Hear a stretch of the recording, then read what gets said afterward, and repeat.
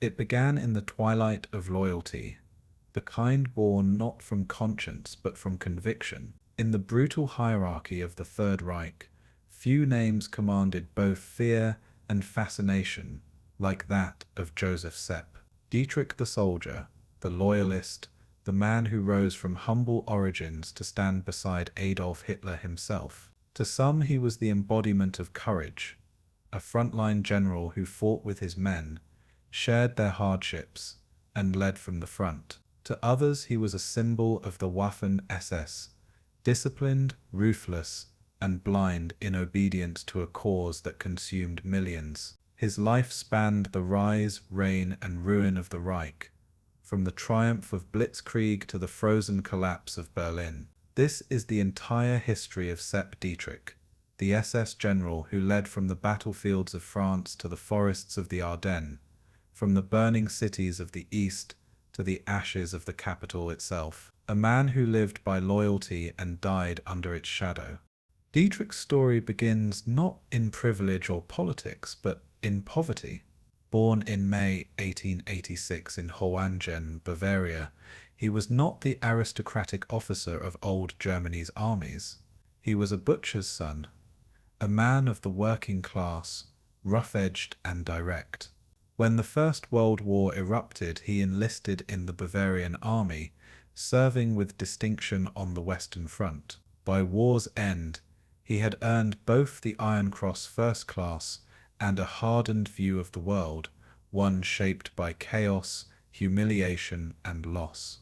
The Germany he returned to was broken, revolution in the streets, defeat in the trenches, and bitterness in the air.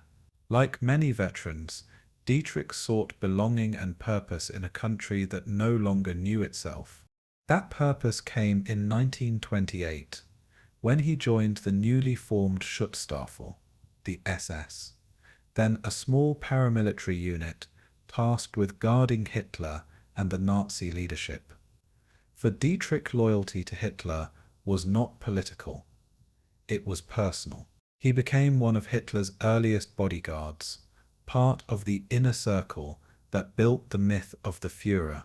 His charm, discipline, and military bearing made him indispensable. Hitler trusted him completely, not for brilliance, but for absolute faith. It was Dietrich who stood guard at Nazi rallies, who rode beside Hitler during parades, who followed him through the beer hall putsch's chaos and the rise of the Third Reich's power. When the Nazis came to power in 1933, Dietrich's loyalty was rewarded. He was given command of the Leibstandarte Adolf Hitler, an elite unit that began as Hitler's personal bodyguard and evolved into a crack combat formation, the 1st Waffen-SS Division. Under Dietrich's command, the Leibstandarte became a symbol of the new Germany, ruthless, efficient, fanatically loyal. Its men marched in perfect step, its standards bore the Führer's name, and its reputation grew in blood. They took part in the Anschluss of Austria, the invasion of Czechoslovakia, and later the lightning campaigns that swept across Europe. By 1940, Dietrich's division had fought through Poland, France, and the Low Countries, earning both fame and infamy. Yet Dietrich was no strategist in the traditional sense. He was a battlefield commander, instinctive, aggressive, and often reckless. His men admired him because he led from the front, sharing the dangers of the fight. But behind his blunt courage lay an unwavering devotion to Hitler, a loyalty that would drag him into both triumph and tragedy.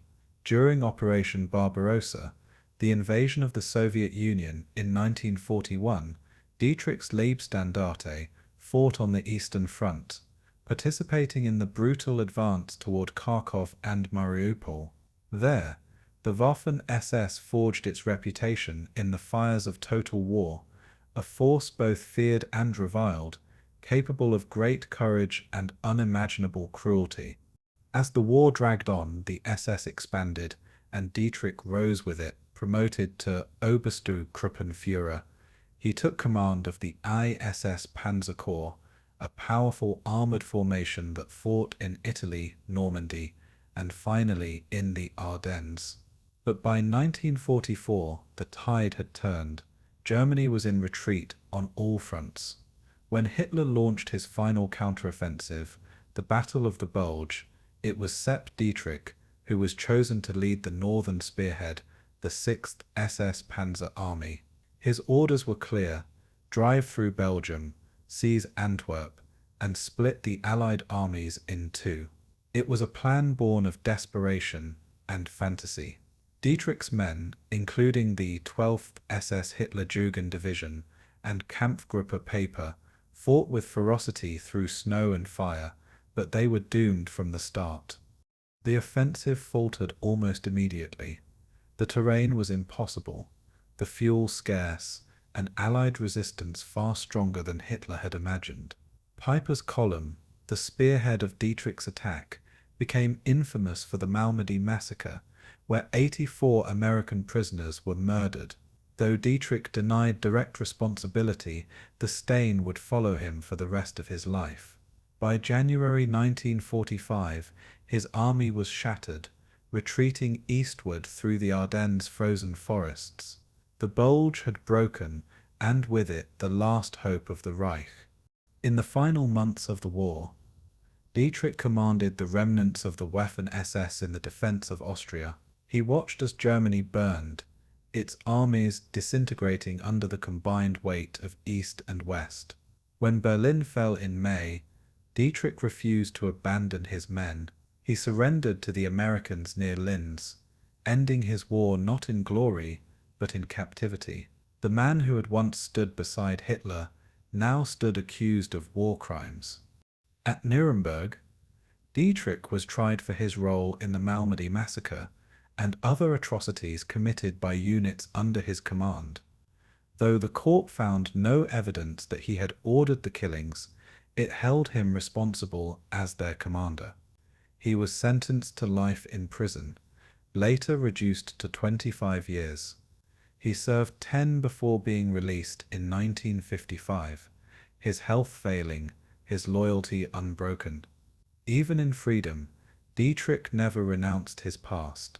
He attended Waffen-SS reunions, defended the honor of his fallen comrades, and lived out his final years quietly in Ludwigsburg, dying in 1966 at the age of 73.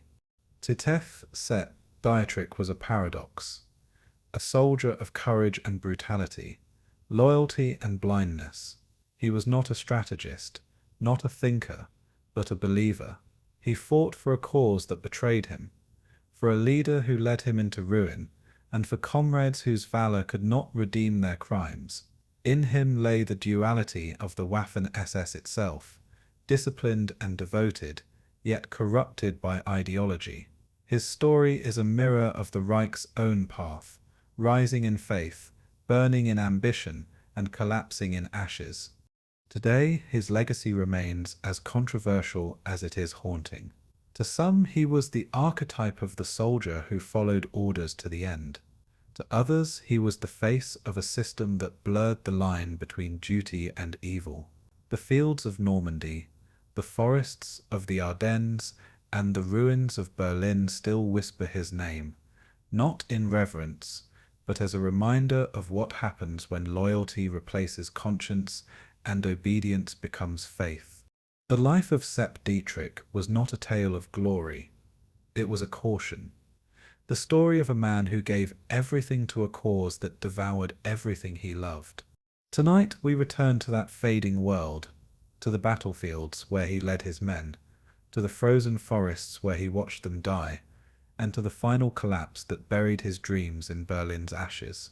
This is the entire history of Josef Sepp Dietrich, the SS general who rose from a butcher's shop to command Hitler's armored legions, from the victories of France to the defeat in the Bulge, and finally to the ruins of Berlin. Before we begin, tell me, where in the world are you tuning in from, and what time is it for you tonight? Are you listening somewhere peaceful, far from the echo of tanks on frozen roads? Or can you almost hear the rumble of those last engines fading into the night? Wherever you are, take a deep breath, settle in, and let me know. I'd love to hear where in time and place you're joining us from tonight. Winter 1919, Munich, Bavaria. Smoke from the burned-out munitions depot at Oberwiesenfeld still hung above the city as unemployed soldiers drifted through beer halls, trading stories of lost fronts and broken paybooks. Among them stood Josef Sepp Dietrich, age 22, formerly of the 6th Bavarian Field Artillery Regiment, wearing a frayed grey tunic, stripped of insignia but not pride. Inflation had already reduced the mark's value by 90% since the armistice, and armed gangs competed nightly for control of railway stations and food depots. The Reichswehr listed over 400 paramilitary Freikorps units active across Germany that winter, most manned by veterans like Dietrich, who refused to disarm. He joined the EP Freikorps in January 1919, a formation responsible for retaking Munich from the short-lived Bavarian Soviet Republic that spring. In official police reports preserved in the Bayerisches Hauptstaatsarchiv, Dietrich's name appears among those participating in street actions near Ludwigstrasse with light machine gun support. The city that had once celebrated peace now lived in perpetual rehearsal for war. From this chaos, a new loyalty was forged. The EP Freikorps, to which Dietrich swore a personal oath, functioned as both military company and political militia. Each battalion averaged 800 men, armed with captured Austrian Schwarzlose machine guns and salvaged Maxim 08/15 sets, stripped from old imperial depots. Uniforms bore no standard insignia, only unit armbands painted black and white. Discipline was enforced not by regulations but by the charisma of officers like Major Franz Ritter von Epp, whose command structure blurred the line between army legality and vigilante justice. By 1920, Dietrich had earned a reputation as a dependable driver and bodyguard, frequently assigned to transport weapons and high-ranking officers in requisitioned Daimler Type 15 trucks rated at 40 horsepower.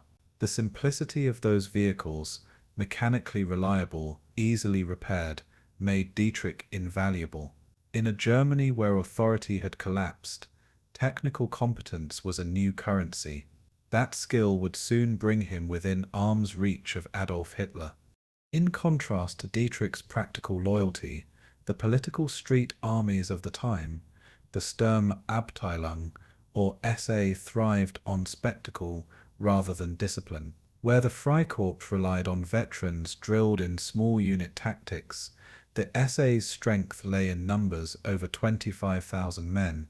By 1923, most unemployed youths, wielding wooden clubs rather than rifles. The embryonic Schutzstaffel, or SS, to which Dietrich would later belong, counted fewer than 200 members at that stage, acting as bodyguards for Hitler's National Socialist rallies. The distinction was crucial.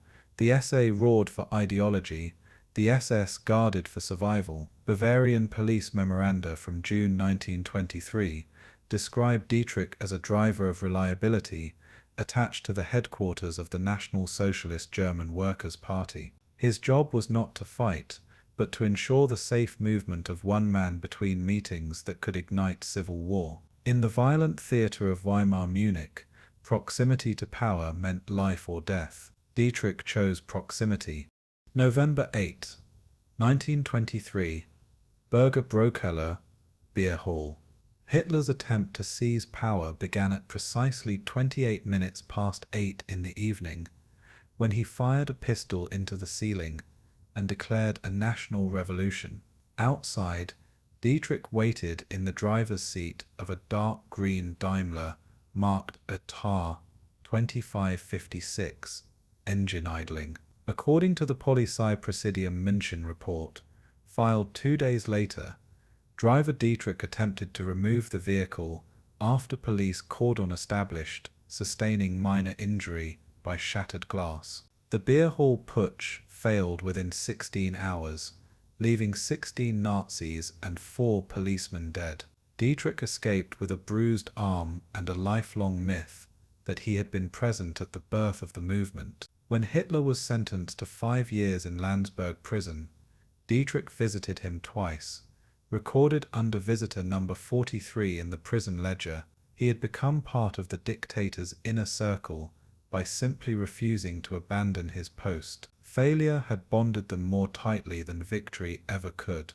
After Hitler's release in December 1924, the Nazi Party reorganized under strict central command. Dietrich, now 30 years old, served briefly as an auto salesman before returning to political duty. He joined the Schutzstaffel in March 1928 as member number 11,893, placing him among its earliest recruits. The SS was then a minor formation within the SA, totaling 280 men equipped with black uniforms designed by Hugo Boss's tailoring workshop in Metzingen. Each uniform cost 24 Reichsmarks, equivalent to a week's wage for a mechanic. Dietrich's tasks included organizing motor transport for Hitler's campaign tours and maintaining security during rallies that drew up to 5,000 attendees. His combination of driving skill and quiet obedience impressed party leadership. In Hitler's entourage, reliability was rarer than zeal, and reliability was noticed. When comparing Dietrich's early SS detachment, known as the Stabswerk, to the regular Reichswehr, the differences were technical as much as ideological. The Reichswehr maintained fixed tables of organization, companies of 140 men, platoons of 4 squads, governed by Heeresdienstvorschrift manuals. The SS, lacking legal recognition, operated more like a private security firm, structure fluid, orders verbal, accountability personal. The Stabswerk trained with borrowed Mauser Karabiner 98 rifles and sidearms marked P.08 DWM 1916, relics from the Great War. Each man received approximately 50 rounds of ammunition per month for practice, compared to the Army's standard of 300. Yet their motivation compensated for scarcity. Historian Peter Longerich notes in Politische Soldaten des Führers that discipline replaced equipment, fanaticism replaced firepower. Within this vacuum of rules, Dietrich learned the single lesson that would define his career, that loyalty could be weaponized more effectively than any machine gun. Bavarian police surveillance files from 1928 to 1931 detail multiple instances where Dietrich's unit provided armed escorts for Hitler during provincial tours. In one report, dated April 5, 1929, Inspector Karl Diehl recorded that the chauffeur Dietrich commands a group of 10 SS men carrying pistols beneath overcoats. The same year, the SS began numbering its vehicles with distinctive SS prefixes, signaling the birth of a parallel military infrastructure.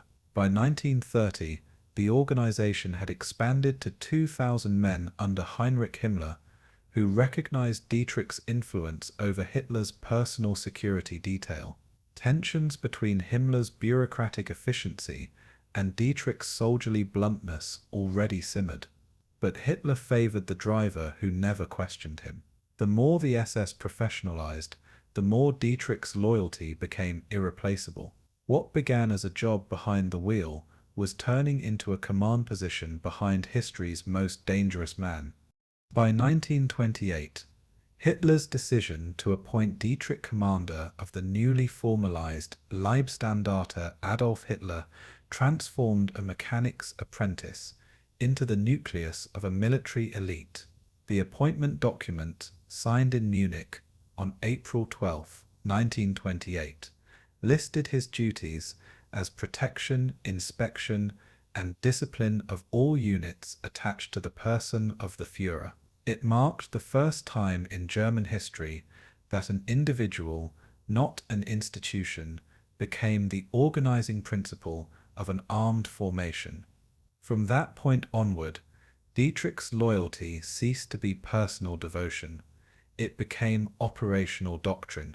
Every promotion, every order, every victory or atrocity that followed would trace back to that quiet moment when a driver was handed command of men sworn to one man alone. The Freikorps chaos had produced its perfect soldier. January 1933, Wilhelmstrasse, Berlin. The motorcade carrying Adolf Hitler to the Chancellery rolled through a city of torchlight and iron discipline, the black uniforms of the Schutzstaffel flanking the streets in rigid formation. Among them stood Oberfuhrer Josef Sepp Dietrich, recently tasked with forming a personal protection unit for the new Chancellor of Germany. From the outset, Dietrich's men were chosen not for ideology, but for absolute reliability. Veterans, former police and soldiers, hardened by years of instability since 1919.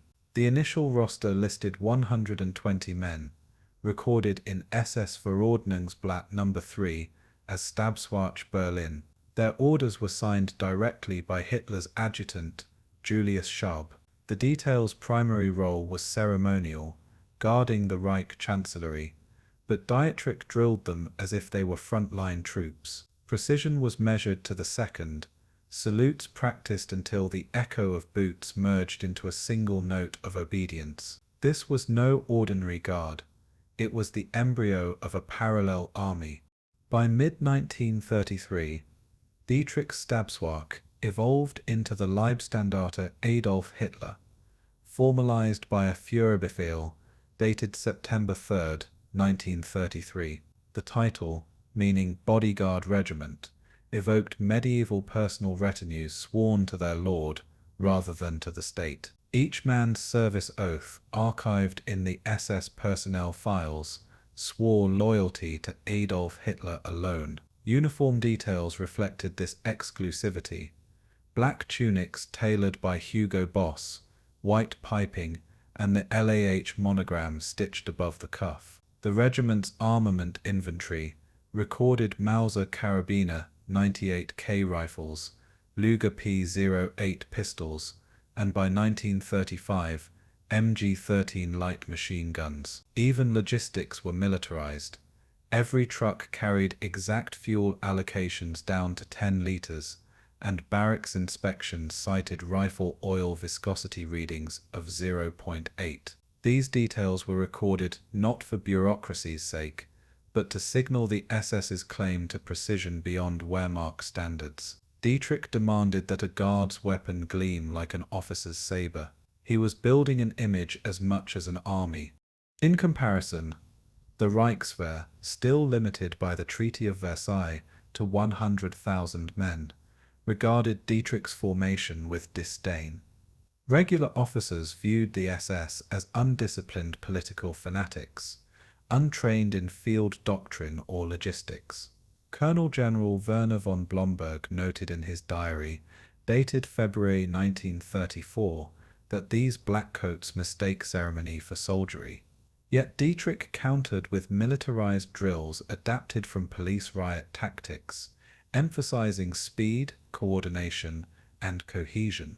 Unlike the Reichswehr, which still favored manual signaling and close-order parade maneuvers, the Leibstandarte trained for urban suppression, rehearsing cordon operations with stopwatch precision.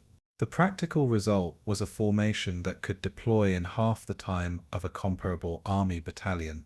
Hitler saw efficiency, the Wehrmacht saw insolence. The difference lay in allegiance. One fought for regulations, the other for a man. That allegiance was tested on the night of June 30th, 1934, the night of the Long Knives. At 7 in the evening, orders marked Geheime Reichsei, top secret, reached Dietrich's headquarters at Lichterfelde Barracks. The typed directive, signed personally by Adolf Hitler, authorized the suppression of treason within the SA.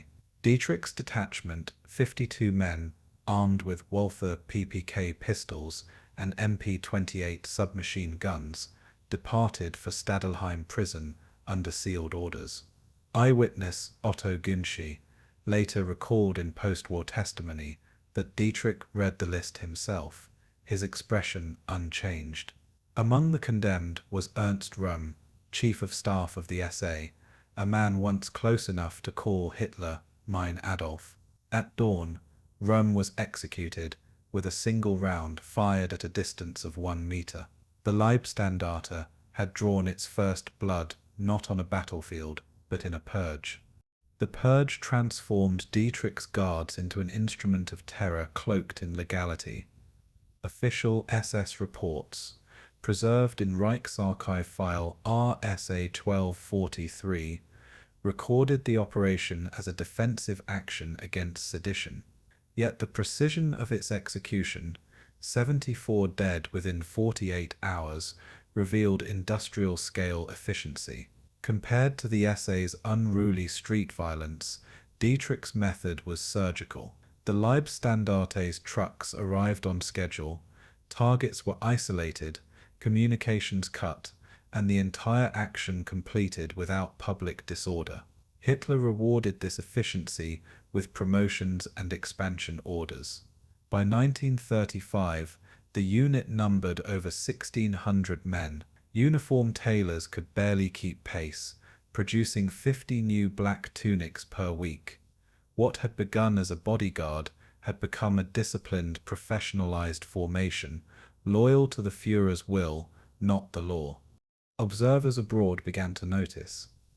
British military attaché Captain Frederick Hopblack reported in December 1935 that the Leibstandarte displays the bearing of a regular regiment, but its esprit is unmistakably fanatical. French intelligence noted similar patterns, remarking that the unit's marksmanship scores averaged 96% accuracy at 200 meters, 10% higher than standard army infantry. Their parade movements, captured in UFA newsreel archives, displayed geometric precision reminiscent of Prussian Guards, yet their command structure bypassed traditional channels. Orders flowed directly from the Reichschancellery to Dietrich's desk. This direct chain of command created a force both elite and unaccountable. Even Himmler's SS bureaucracy often found itself bypassed. Within the empire of black uniforms, Dietrich ruled as a warlord of loyalty. For the men within the barracks of Lichterfelde, this loyalty was no abstraction. Recruits drilled 18 hours a day, maintaining boots polished to inspection standards, measured by mirror reflectivity, 300 lux under lamplight. Punishments for tardiness were immediate and physical, often involving full-gear marches of 20 kilometers across Berlin's outskirts. Letters from recruits, later seized by Allied investigators, describe exhaustion mixed with pride. "We are the wall that shields the Führer," one wrote.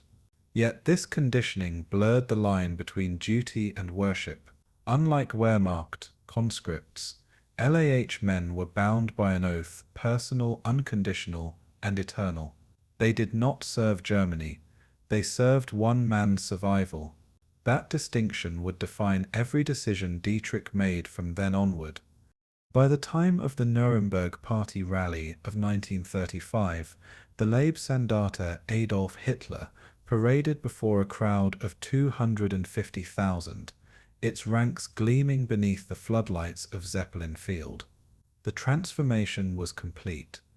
A private guard had become a state within a state, from 120 men in 1933 to over 3,700 by 1938. The expansion mirrored Hitler's own consolidation of power. Dietrich's success lay not in tactical genius, but in constructing a myth of purity, obedience, and proximity to the Führer. That myth would soon demand proof on the battlefield. As Berlin cheered their spectacle of discipline, a darker question began to surface within the ranks themselves. When loyalty becomes the weapon, who decides when to stop pulling the trigger? September 1st, 1939, near the Polish border town of Mokra, dawn fog still clinging to the meadows.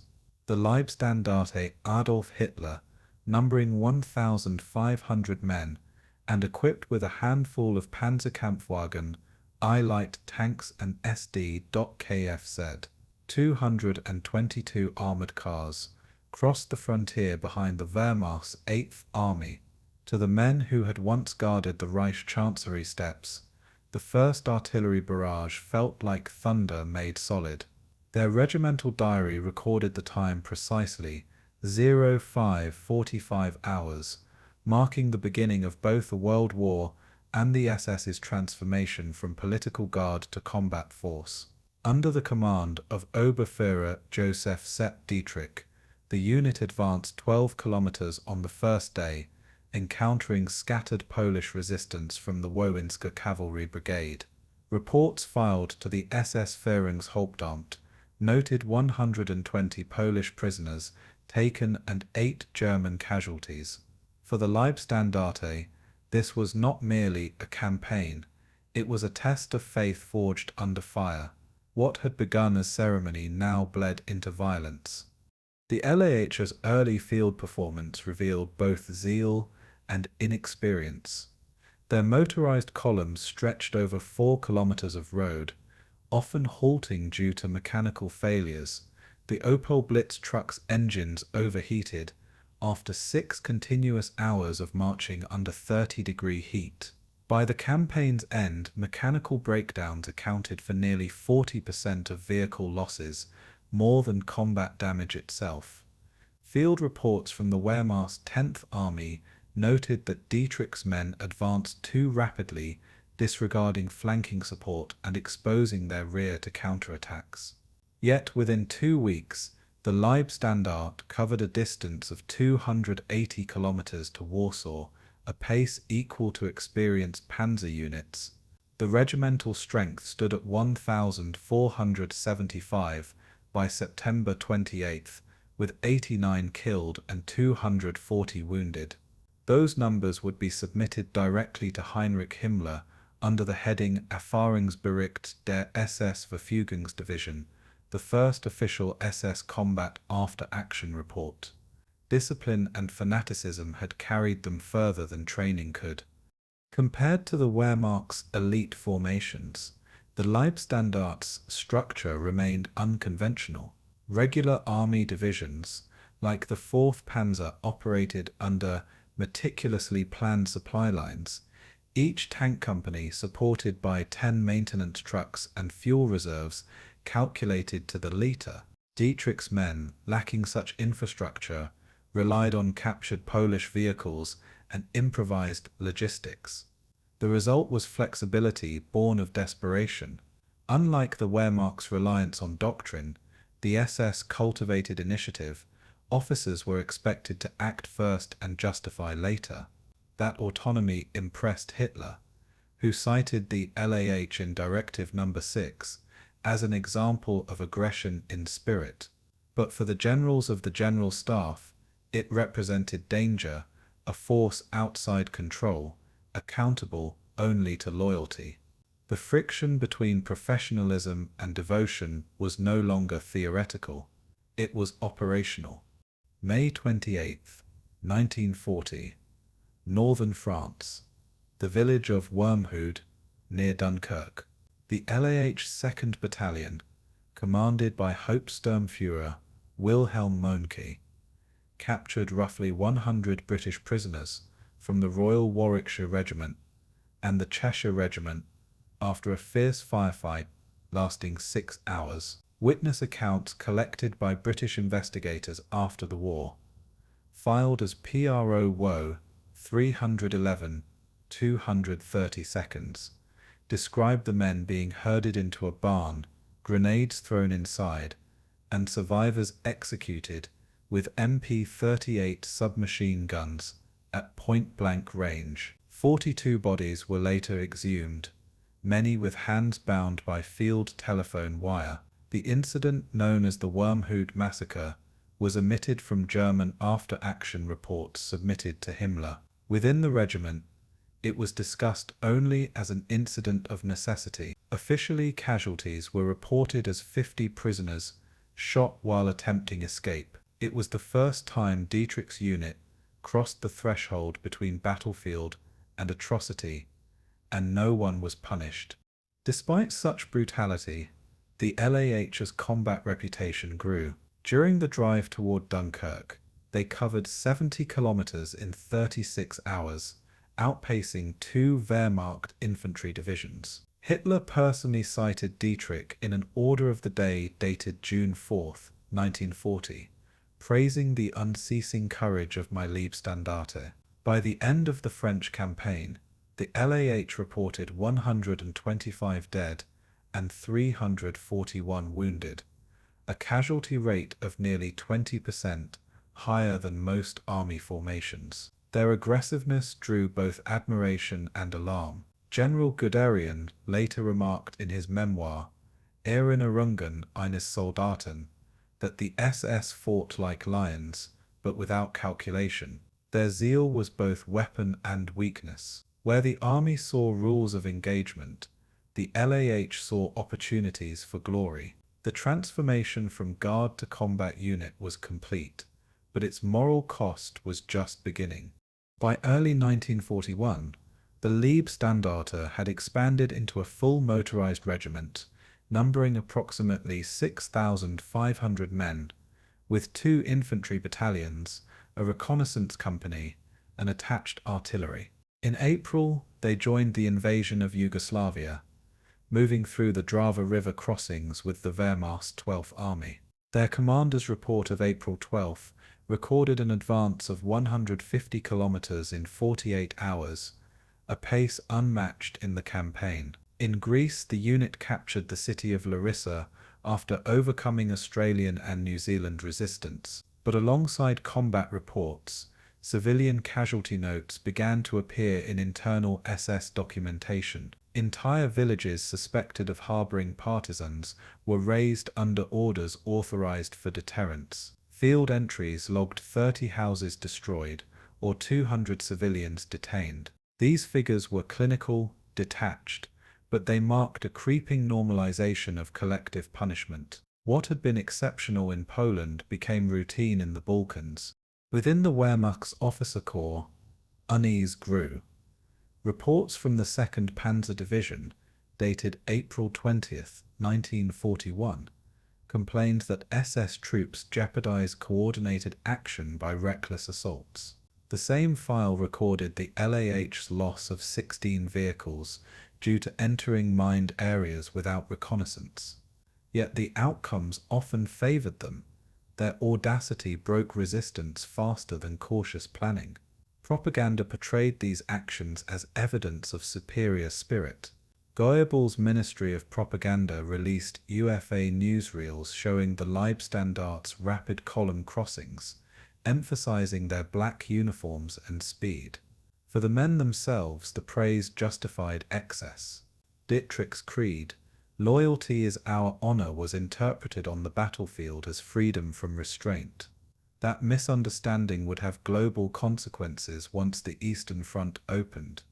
By the summer of 1941, the Leibstandarte Adolf Hitler had proven its battlefield worth and its moral peril. In just 2 years, the regiment had grown from a ceremonial guard to an elite combat formation feared by enemies and tolerated by allies. Casualty lists proved their endurance. Atrocity reports revealed their corruption. They had become the embodiment of Dietrich's paradox.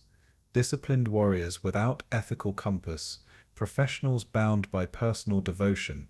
Their successes in Poland, France, and the Balkans cemented their reputation as Hitler's chosen blade. But beneath that reputation lay a question no order could answer. If loyalty alone defined right and wrong, what would happen when the cause itself demanded the unthinkable? That question would be answered on the vast plains of the Soviet Union, where ideology and annihilation would merge into total war. June 22, 1941, near the village of Brovary, 20 kilometers east of Kiev.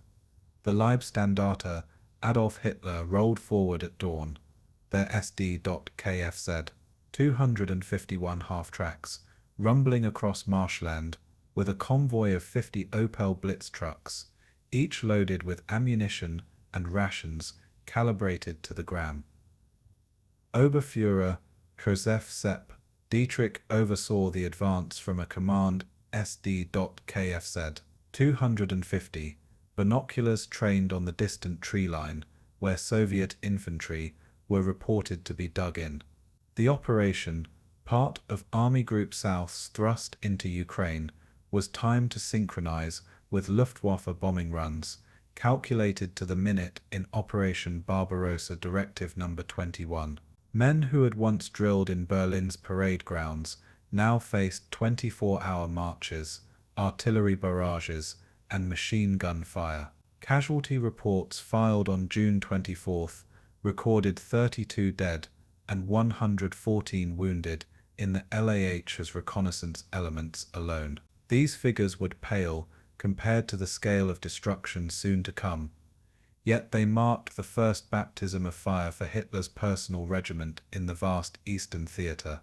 The technical integration of mechanized infantry and armored support revealed both innovation and risk.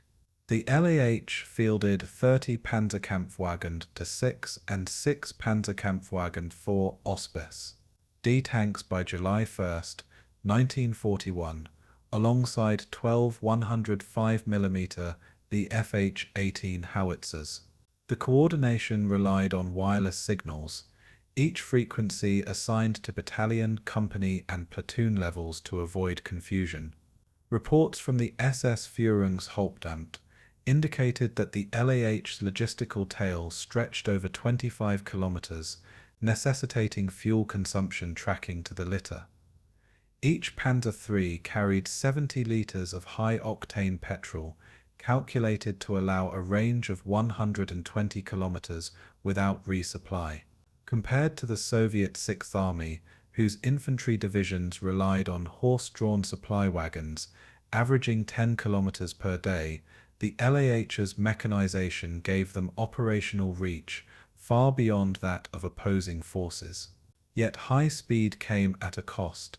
Maintenance failures accounted for 17% of disabled vehicles during the advance on Kiev. Every mechanical limitation translated into exposure under enemy fire.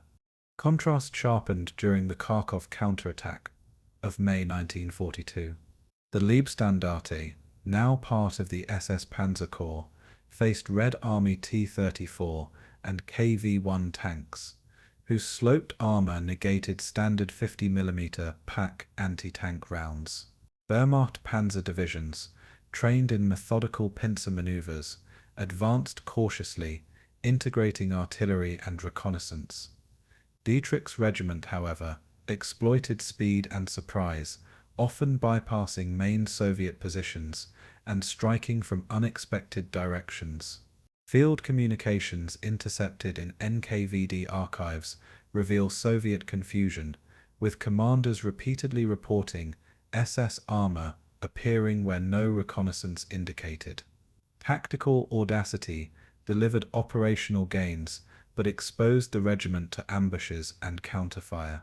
Out of 230 panzer engagements, LAH lost 38 tanks, nearly 17%, a higher rate than comparable panzer divisions, yet victories continued to mount. Efficiency in aggression had become their defining signature. Evidence of the SS's moral collapse accompanied these battlefield achievements. NKVD reports from Kharkov, dated May 21, 1942, documented the execution of 96 Soviet prisoners, including 10 medical personnel. Survivors recounted entire villages being burned as reprisal for partisan activity, with orders traced to Dietrich's headquarters by intercepted dispatches. Field notes from the LAH's adjutant, SS Sturmbannführer Karl Hermann Frank, recorded these operations clinically, listing houses destroyed, livestock confiscated, and civilians interned. Casualty ratios from combat alone recorded 378 killed and 968 wounded in the LAH during the operation, yet atrocity counts were equal or greater. Tactical brilliance and ideological zeal merged, creating a force both effective and morally compromised. This duality would define the Eastern Front SS experience. By summer 1942, the Waffen-SS had expanded from 100,000 men to 600,000 across multiple divisions, all inspired by the Leibstandarte model. Dietrich's command became a template for rapid mechanized deployment combined with ideological indoctrination. Excerpts from Operation Barbarossa Order No. 21 stressed no hesitation in implementing the Führer's will against enemy combatants and suspected partisans. Comparisons with the Wehrmacht's panzer units reveal a paradox. SS units often achieved breakthroughs 10 to 15% faster than conventional forces, but at casualty rates 20% higher and with documented disregard for non-combatant safety. Reports from General Oberst Erich von Manstein criticized the lack of restraint, yet acknowledged the operational results. Aggression had become both method and message, signaling the Waffen-SS as the spearhead of Hitler's ideological conquest. Further supporting evidence emerged from the Balkan campaigns of early 1943, where the LAH spearheaded anti-partisan sweeps in Yugoslavia. Operational diaries record advances of 80 kilometers per day along mountainous terrain, supported by 12 37mm pack guns and 3 SD.KFZ, 231 armored cars for reconnaissance. Villages suspected of aiding partisans were destroyed using controlled demolition charges, a method recorded precisely in SS technical logs with explosive quantities and blast radii calculated in meters. Survivors' accounts, preserved in the Yugoslav Federal Archives, described the terror inflicted upon civilians as psychological warfare, deliberately aimed at breaking resistance morale. Once again, technical precision and brutality converged. Every decision enhanced battlefield efficiency while eroding moral boundaries. The regiment's fame grew alongside its infamy. Operational consequences were immediate and profound. Wehrmacht liaison officers, documenting engagements in internal reports, noted that coordination with SS units required constant adjustment due to the LAH's independent aggressiveness.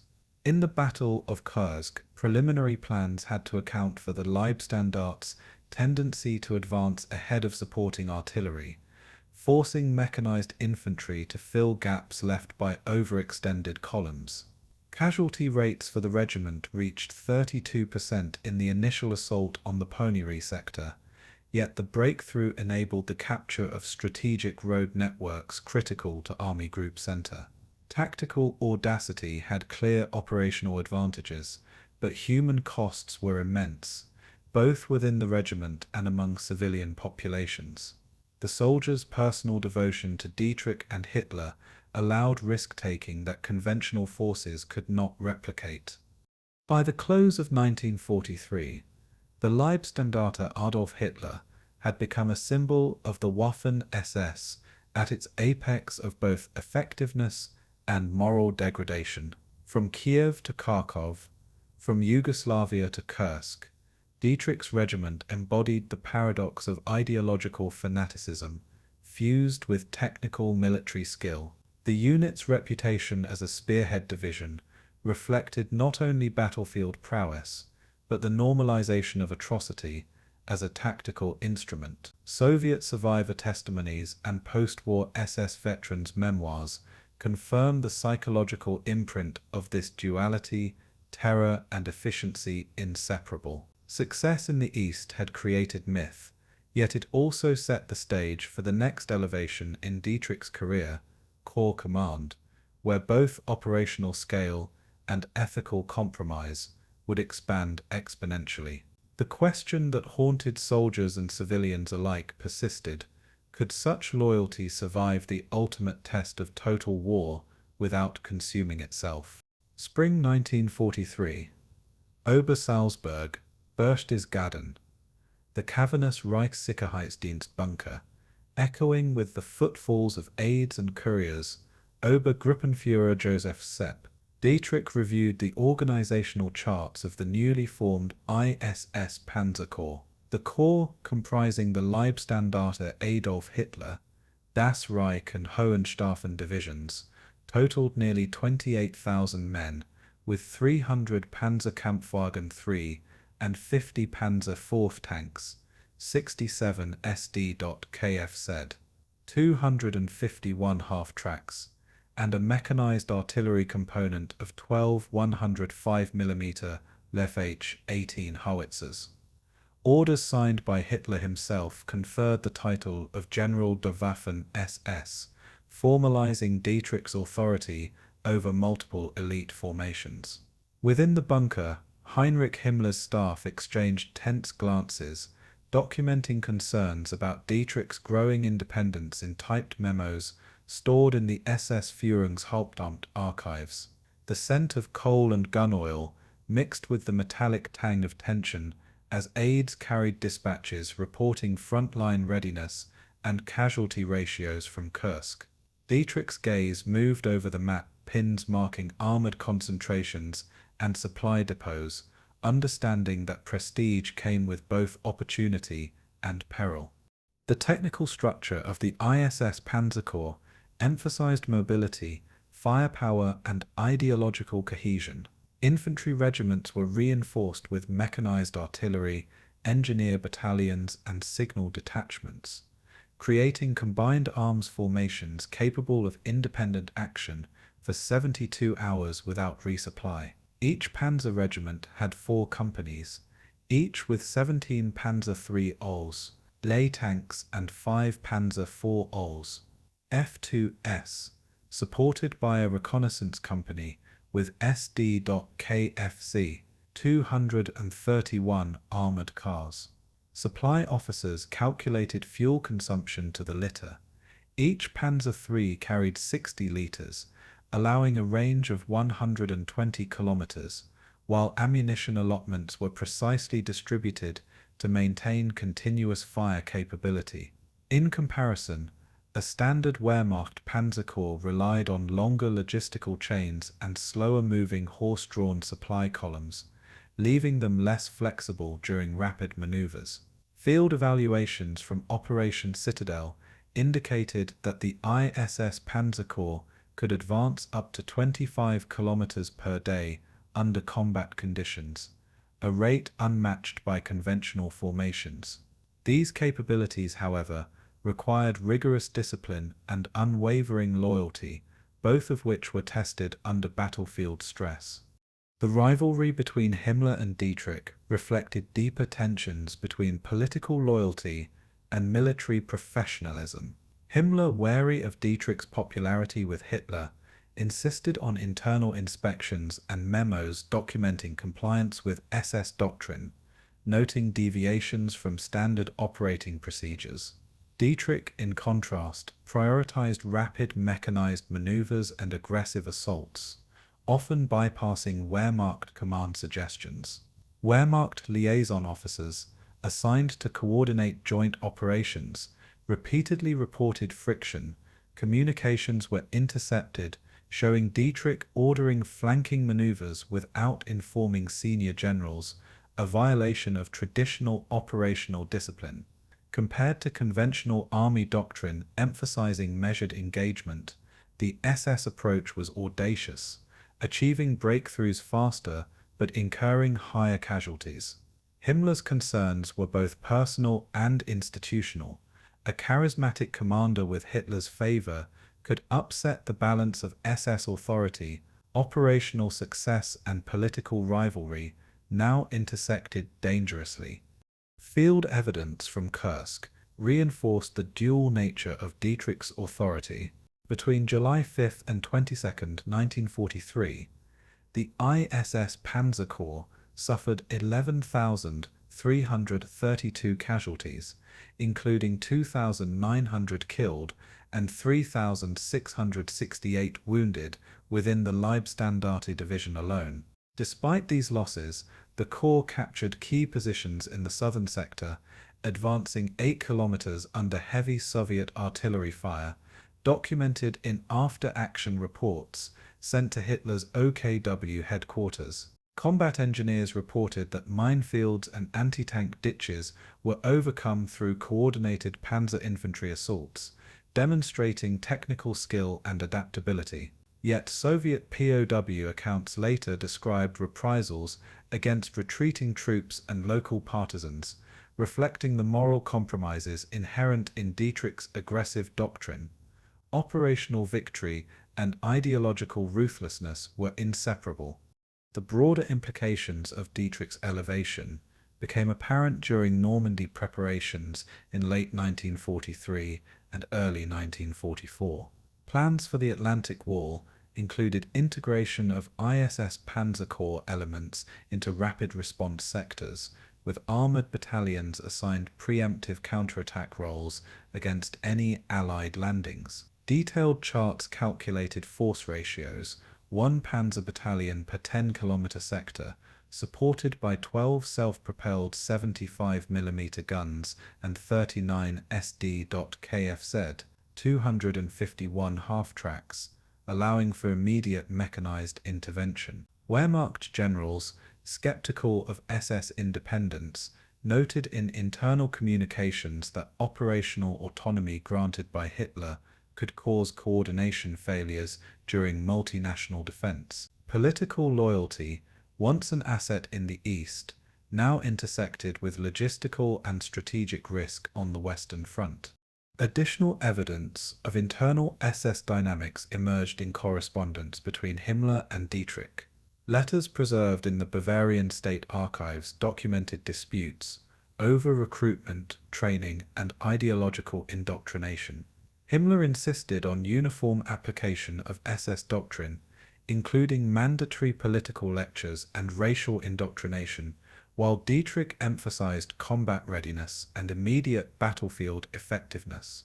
Reports indicated that 32% of newly assigned recruits to Das Reich and Hohenstaufen divisions required remedial training to meet his standards, a figure cited in internal memos as both a concern and a testament to his selective rigor. These communications reveal the delicate balance Dietrich maintained, satisfying Himmler's bureaucratic oversight while advancing his tactical priorities. The tension between institutional expectation and operational ambition defined his leadership style. Human and operational consequences of Dietrich's authority were manifest across multiple theaters. Soldiers reported extreme discipline, marches of 25 kilometers per day carrying full combat loads of 45 kilograms, including ammunition, rations, and personal gear. Panzer crews operated in 12-hour shifts under direct artillery fire, often maneuvering in coordination with mechanized infantry through mine-laden terrain. Casualty ratios remained high, particularly during Kursk and subsequent defensive operations, yet combat efficiency was notable. Breakthrough objectives were met in 75% of planned engagements, exceeding standard Wehrmacht rates by 10%. The psychological imprint on men under Dietrich's command was profound. Loyalty to him personally became a survival mechanism as much as a moral guide. By mid-1944, Josef Dietrich had achieved both apex and vulnerability within the Nazi hierarchy. As General der Waffen-SS commanding the ISS Panzer Corps, he wielded unprecedented authority, controlling 28,000 men and hundreds of armored vehicles. Yet his power existed in a web of personal loyalty, political rivalry, and Hitler's favor. Himmler's distrust persisted, noted in memos cautioning against unilateral action, while operational successes cemented Dietrich's reputation as Hitler's favored commander. The stakes were clear. Loyalty alone could not shield him from internal politics. yet it defined his role as both instrument and symbol of the SS's lethal potency. His trajectory set the stage for the Normandy campaign, where the intersection of ambition, ideology, and battlefield realities would test both corps and commander to their limits. June 6, 1944, Normandy coastline near Saint-Lô, the early morning fog clinging to the jagged cliffs as Allied Higgins boats approached. Obergruppenführer Josef Dietrich's Leibstandarte Adolf Hitler remained in reserve, positioned in hedgerow sectors north of Caen. Intelligence intercepts indicated that the US First and British Second Armies would land across a 60-kilometer front, with airborne units set to disrupt rear communications. Dietrich's 3 divisions, totaling 18,000 men and 200 Panzer IVs, were initially held back, intended to counterattack any breakthrough. Reconnaissance reports from Wehrmacht liaison officers detailed that Allied aircraft flew at altitudes of 3,000 meters, dropping 8,000 tons of bombs in the first 24 hours, establishing air superiority that would severely restrict mobile counterattacks. Field dispatches warned that hedgerows provided limited cover for mechanized units, reducing panzer speed to 8 km per hour under enemy fire. The fog of war combined with Hitler's rigid no retreat orders created a tense anticipation among commanders and men alike. The technical condition of the LAH divisions was already compromised before contact with Allied forces. Mechanical inspection logs from June 4, 1944, indicated that 45% of Panzer IV OL's tanks required engine maintenance, while 52 of 70 CD.KF said 251 half-tracks had suspension issues limiting operational readiness to 72%. Ammunition stocks were calculated down to individual rounds.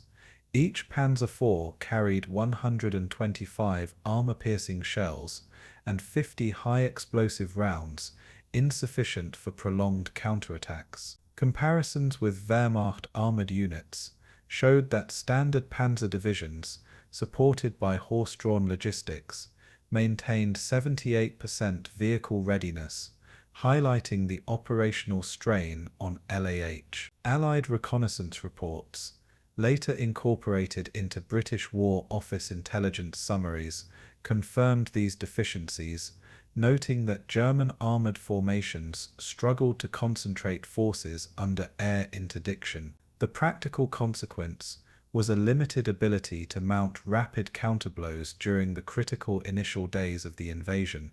The contrast between LAH and conventional Wehrmacht command became evident as Allied forces broke through inland, whereas Wehrmacht Corps used flexible command with delegated authority to divisional leaders. Dietrich's corps adhered strictly to Hitler's centralized directives, creating operational delays. Diary entries of SS Panzer commanders, including Hauptsturmführer Karl-Heinz Becker, recorded frustration with repeated orders to hold positions against overwhelming firepower despite opportunity to maneuver laterally. Allied air superiority, quantified at 90% coverage of forward sectors between June 6 and 12, rendered rapid armoured manoeuvres perilous. The Wehrmacht's adaptable approach allowed select panzer units to regroup behind secondary lines, while LAH rigidity led to high casualties and dispersed formations. Tactical success was replaced by operational stagnation, exposing the limitations of politically driven command structures in high-intensity conflict. Field evidence during Operation Cobra in late July 1944 confirmed LAH's depletion. Strength reports showed a reduction from 18,000 to 4,000 men, with the Leibstandarte division losing 60% of its armoured vehicles, including 43 Panzer IVs and 17 Panzer III OSF-Ls destroyed or abandoned due to fuel shortages. Allied artillery recorded a sustained barrage of 2,800 shells daily, combined with airstrikes from 300 P-47 Thunderbolts, further degrading mobility. Survivor accounts describe chaotic withdrawals through hedgerows, where half-tracks became trapped and infantry faced repeated bombardments. Casualty logs indicated that the division lost 1,200 men killed, 2,300 wounded, and 900 missing within the first week of the Allied breakout. Operational failure intertwined with human suffering, making clear the fragility of the SS myth of invincibility. By August 1944, the Falaise Pocket presented both a strategic and moral crucible. LAH units, attempting to retreat eastward, faced encirclement from Canadian and Polish forces advancing from the north and US units from the south. Maps captured from Wehrmacht HQ archives detail narrow corridors, barely 300 meters wide, allowing minimal passage for armor and infantry. Dietrich's attempt to maintain cohesion involved sequential vehicle columns supported by remaining Panzer IVs and SD.Kfz 251s, yet Allied interdiction inflicted losses of 100 vehicles and 700 men within a single day. The broader implication was stark. Even Hitler's favored corps could not resist the combination of superior logistics, air control, and flexible command.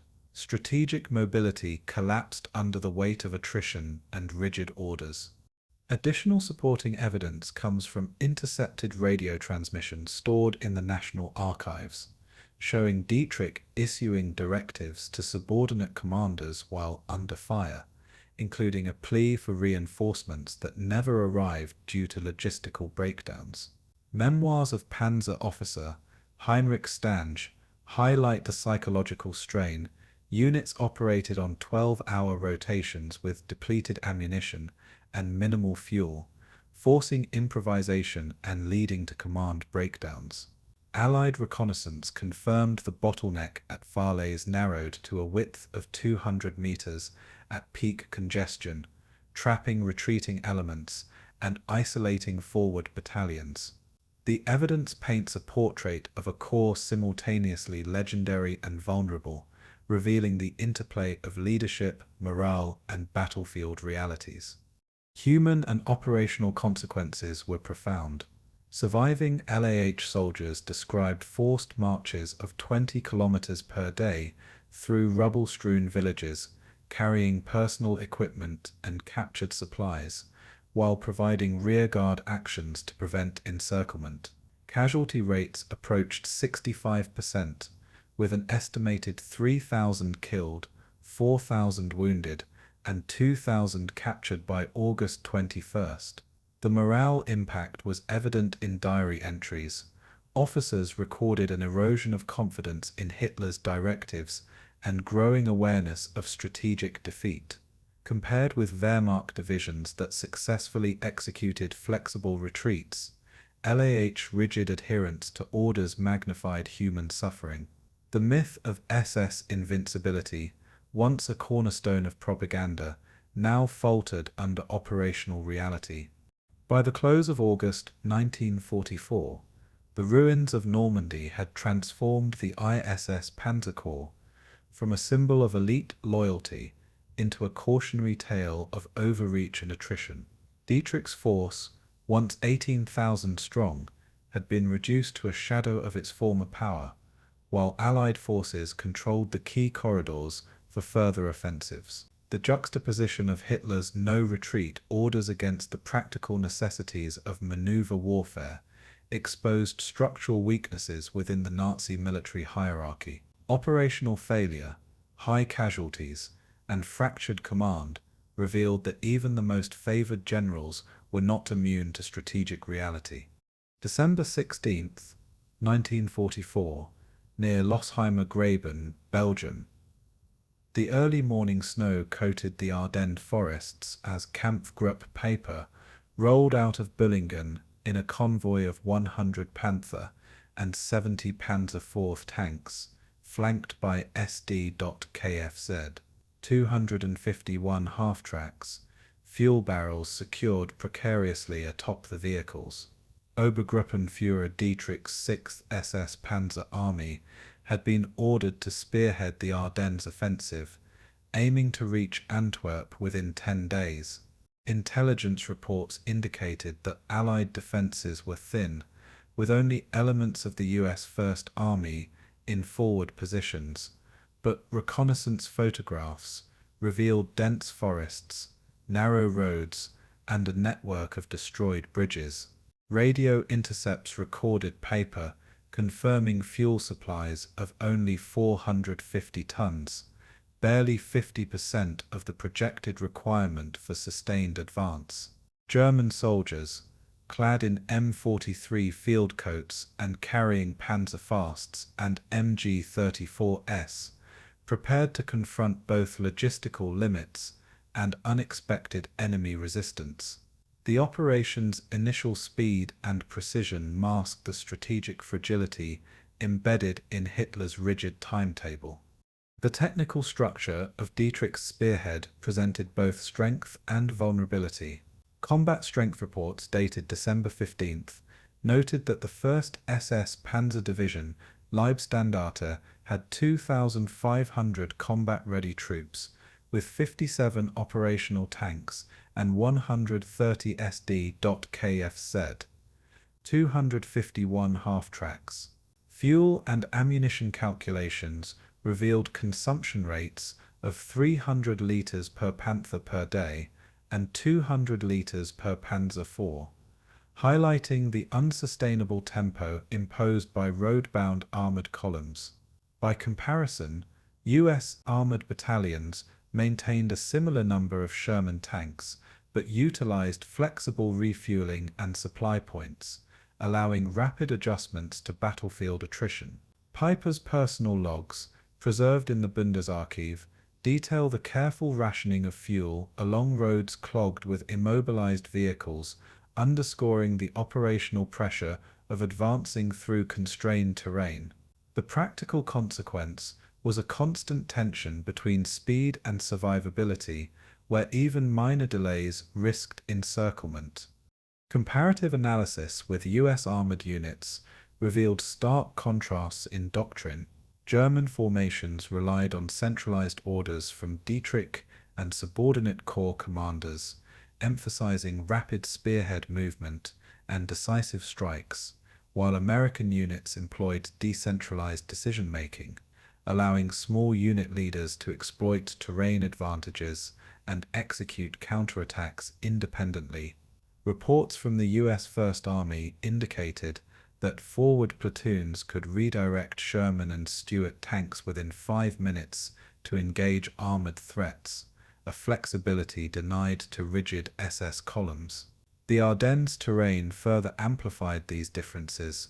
Narrow forest roads and snow-covered surfaces limited German maneuvering to single-lane advances, whereas US units leveraged flanking positions along secondary roads. Operational efficiency favored adaptability. By December 17th, the consequences of fuel shortages and Allied resistance became clear. After-action reports indicate that Pipper's Kampfgruppe ran out of fuel near Stavelot, immobilizing 32 Panther tanks and 25 SAD.KFZ, 251 S, forcing infantry to proceed on foot under sporadic artillery fire. Malmedy witnessed the massacre of 143 US POWs, documented in the Nara Report. First Army After-Action Report, December 1944, exposing the human cost of doctrinal extremism. Survivor testimony from the 1st Battalion, 285th Field Artillery, described SS units engaging fleeing prisoners, while armored vehicles provided cover, demonstrating the collision between fanatic orders and battlefield necessity. These incidents highlighted both the tactical reach and the moral collapse embedded in Dietrich's command. The broader implications for the offensive became apparent as Dietrich attempted to coordinate a retreat through La Glaise by December 22nd. Communication logs between Piper and Corps Command indicated delays of up to 6 hours due to destroyed bridges, congested roads, and ongoing artillery fire. Hitler's map room conversations, recorded in Wehrmacht situation reports, revealed insistence on pressing forward despite logistical impossibility, with Dietrich pleading for fuel convoys that never arrived. Terrain mapping showed forested bottlenecks, reduced movement speed to 2 km per hour for the heaviest armored vehicles, rendering the spearhead vulnerable to encirclement by US forces advancing from the north and south. Operational reality increasingly conflicted with ideological expectation, creating a precarious balance between persistence and annihilation. Additional evidence emerges from intercepted communications and post-war analysis. Dietrich's personal orders, stored in Bundesarchiv, included explicit instructions to hold positions even when outnumbered, reflecting both loyalty to Hitler and awareness of operational constraints. First Army intelligence noted that German armored columns had lost 45% of their tanks to immobilization, artillery, and air attacks during the advance from Billingen to La Glaise. Field reports describe Piper's column reduced to 200 infantrymen and 15 operational tanks, forced to abandon vehicles and move overland through snow-laden forests. The contrast between strategic ambition and tactical limitation illustrated the collision of fanatical ideology with battlefield reality. Human and operational consequences were immediate and severe. Soldiers endured 12-hour forced marches in sub-zero temperatures, while supply lines collapsed and food rations dwindled to 500 grams per day. Casualty reports indicate that the Sixth SS Panzer Army suffered approximately 2,300 killed, 4,000 wounded, and 1,500 captured by the time Dietrich's units consolidated near La Glaise on December 24th. Survivors recounted exhaustion, frostbite, and a pervasive sense of impending defeat, while US troops encountered abandoned vehicles, burning villages, and remnants of mechanized columns. The psychological toll revealed cracks in the once feared reputation of the Waffen-SS and underscored the cost of loyalty to unattainable orders. By December 25, 1944, the Ardennes offensive had faltered, with Dietrich's forces trapped near La Glaise and Piper's Kampfgruppe largely destroyed or captured. The collision of doctrinal rigidity, logistical insufficiency, and Allied flexibility illustrated that even Hitler's favored formations could not overcome material and operational realities. Dietrich's personal prestige remained intact within Nazi hierarchy, but operational failure and the moral taint of Malmedy exposed both his limits and the broader consequences of fanatic loyalty. January 10th, 1945, Dachau, Bavaria. Allied investigators examined the frozen Ardennes terrain, where 143 US POWs had been executed, focusing on the section near Malmedy, where 84 bodies were recovered, their hands bound and gunshot wounds precise, confirming eyewitness accounts. Investigators catalogued each body, noting rank insignia and unit affiliation, comparing them with US First Army morning reports that indicated missing personnel from the 285th Field Artillery Battalion. Photographs and diagrams were sent to the Nuremberg War Crimes Repository, and preliminary interviews with captured members of Kampfgruppe Pieper were conducted under strict security. Dietrich, meanwhile, was confined at Hohenpeißenberg, reviewing intelligence summaries and emphasizing his lack of direct orders. The contrast between field evidence and command declarations immediately framed the legal and moral questions that would dominate post-war proceedings. Technical examination of the case highlighted the challenge of linking Dietrich to the killings. Transcripts from the Dachau trials dated June 2nd, 1946, reveal that prosecution presented Piper's communication logs indicating only fragmented reporting to Corps headquarters. Dietrich's defense relied on specific orders, or lack thereof, citing Führer-signed documents that outlined tactical objectives without direct instructions for handling POWs. Ballistic analysis of weapons recovered from the site documented that all projectiles came from standard issue MG42 S and Carabiner 98K rifles, commonly issued to SS Panzer Grenadiers, establishing the unit identity but not explicit command culpability. By comparison, contemporary Wehrmacht officer trials for similar incidents frequently hinged on direct written orders or signed operational directives, highlighting the legal nuances of the SS command structure. The practical consequence was a courtroom environment where evidence, procedure, and ideology collided. Comparisons with Wehrmacht tribunals emphasized both procedural and reputational differences. While Wehrmacht officers like General Hesse von Manteuffel faced inquiries for failing to prevent civilian massacres, their trials often ended in acquittals or minor reprimands, reflecting the Allied perception of traditional military hierarchy versus SS fanaticism. In contrast, Dietrich and Paper were prosecuted as leaders of an organization intrinsically linked to ideological atrocities, with prosecution framing their loyalty to Hitler as a vehicle for criminal action.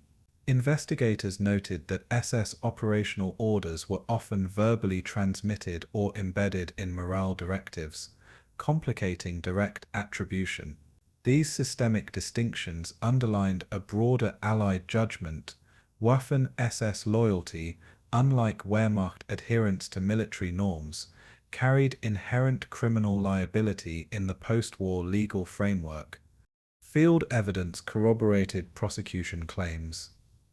Statements from surviving US POWs, cross-referenced with after-action reports of the 1st Battalion, 285th Field Artillery, indicated that German armored columns had halted for 2 hours near Malmedy, allowing systematic execution and disposal of prisoners. Army Engineer Corps confirmed the location of execution sites along Route N62, consistent with witness deposition coordinates. Dietrich's personal logs, seized from his Paris headquarters, reflected operational planning and resupply requests, but omitted any direct mention of POW handling, forming the basis of his defense claim of non-involvement. Nonetheless, forensic reports established a pattern of SS unit conduct that implicated senior commanders by doctrine and proximity, creating a legal tension between direct orders and command responsibility. The broader implications of the Malmedy proceedings extended into post-war German society. Newspapers in Frankfurt and Berlin, including Frankfurter Allgemeine and Berliner Zeitung, reported the trials extensively, noting Dietrich's prominent status and contrasting it with the perception of Wehrmacht officers. Public letters, archived in the Deutsches Historisches Museum, reveal polarized opinion. Some regarded Dietrich as a scapegoat, while others viewed prosecution as a necessary reckoning for fanatical SS obedience. Allied legal analysts debated whether vengeance or justice had motivated charges, particularly given the discrepancies between evidence of planning and battlefield execution. This atmosphere framed not only the legal stakes, but the symbolic consequences of collapsing Nazi loyalty structures. Additional evidence arose from internal trial documents and personal affidavits. Memos exchanged between U.S. military tribunal prosecutors highlight deliberations over command responsibility, noting that Dietrich's communications with Piper, though lacking explicit execution orders, demonstrated awareness of operational behavior inconsistent with Geneva Conventions. Ballistics and photographic evidence were supplemented by aerial reconnaissance taken in late December 1944, which documented the abandoned SS vehicles and charred villages along Paper's route, supporting patterns of misconduct. Defense Counsel emphasized that procedural differences between SS and Wehrmacht command chains rendered application of traditional military accountability frameworks challenging, reinforcing debates over the fairness and consistency of trials. Human and operational consequences of the trials were immediate and profound. Dietrich and Paper faced imprisonment and the loss of command prestige, with personal correspondence revealing their sense of betrayal by both Hitler, who had ignored legal fallout, and the remnants of the SS community. Casualty reports for the 6th SS Panzer Army, coupled with testimonies, illustrated that survivors feared both legal reprisal and social ostracism in post-war Germany. Allied investigators noted that the trials discouraged open discussion among ex-SS members, constraining operational debriefs, and fostering mythologizing of loyalty and sacrifice as protective narratives. The juxtaposition of battlefield achievement and moral culpability became central to the post-war reconstruction of SS memory. By July 19, 1946, when verdicts were delivered at Dachau, Dietrich was convicted of command responsibility in the Normandy massacre, but received a sentence mitigated by lack of direct orders, reflecting both legal compromise and evidentiary ambiguity. Piper was sentenced to death, later commuted, marking a distinction between tactical command and ideological leadership in post-war jurisprudence. The Normandy trials crystallized the collapse of SS operational authority and exposed the fragile separation between personal loyalty and criminal accountability. March 1, 1946, Landsberg Prison, Bavaria. The gates clanged shut behind Dietrich as he entered Block 16, the cell corridor already housing 237 SS inmates, each documented by US military police through meticulous intake reports. Guards recorded physical measurements, personal effects, and unit affiliation, noting the presence of former ISS Panzer Corps officers and veterans of LAH, Das Reich, and Hohenstaufen divisions. Prison daily logs catalogued rations of 300 grams of bread and 1 liter of soup per inmate, while security officers tracked correspondence received from families. Dietrich, clutching letters from his wife Margarete, scanned the cell walls, noting faded slogans painted by fellow prisoners, a reminder that ideology persisted even behind steel bars. The atmosphere was tense. Hierarchies among SS inmates mirrored wartime ranks, preserving structure within captivity. Technical examination of prison population data revealed patterns of post-war rehabilitation attempts.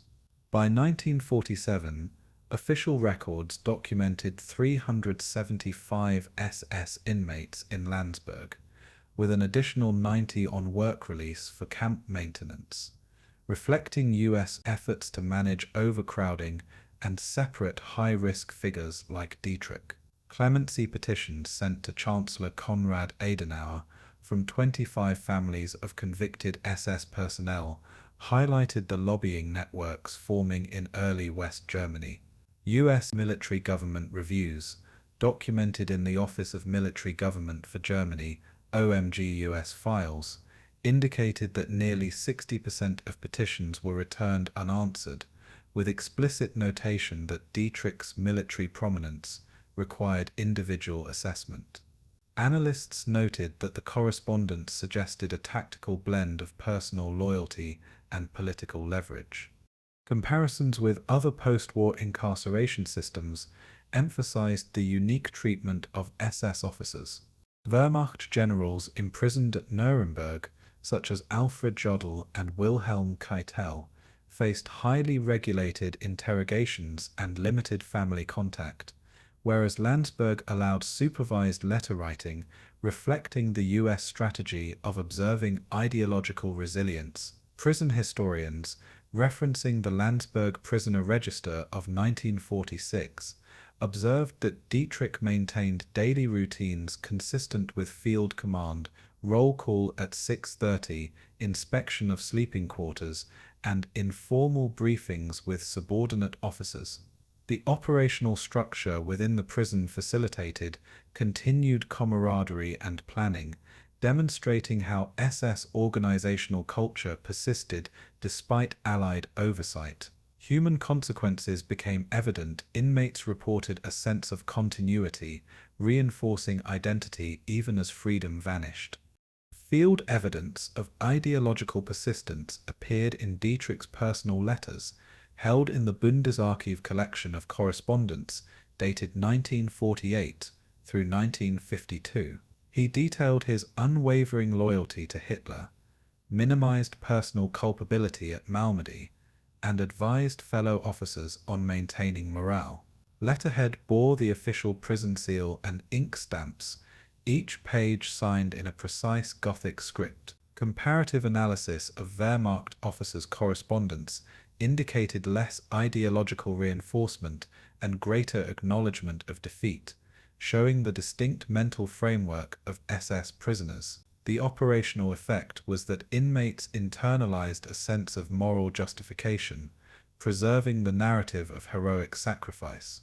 Broader political implications began emerging by 1951, as early West German politicians weighed reintegrating former SS officers into society.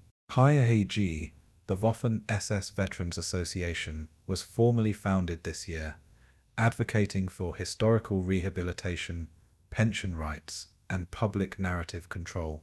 Prison documents reveal that Dietrich supported these efforts discreetly, providing endorsements to be circulated within the organization. Analysts noted that political willingness to entertain SS rehabilitation reflected Cold War priorities, with the US encouraging West Germany to stabilize and counter Soviet influence. These developments underscored the tension between legal culpability and the political expedience of reintegration. Additional supporting evidence arose from US clemency reviews, which documented repeated assessments of Dietrich's risk, ideological influence, and behavior. Between 1952 and 1955, military reports noted no disciplinary infractions, full compliance with prison work assignments, and frequent attendance at internal educational programs.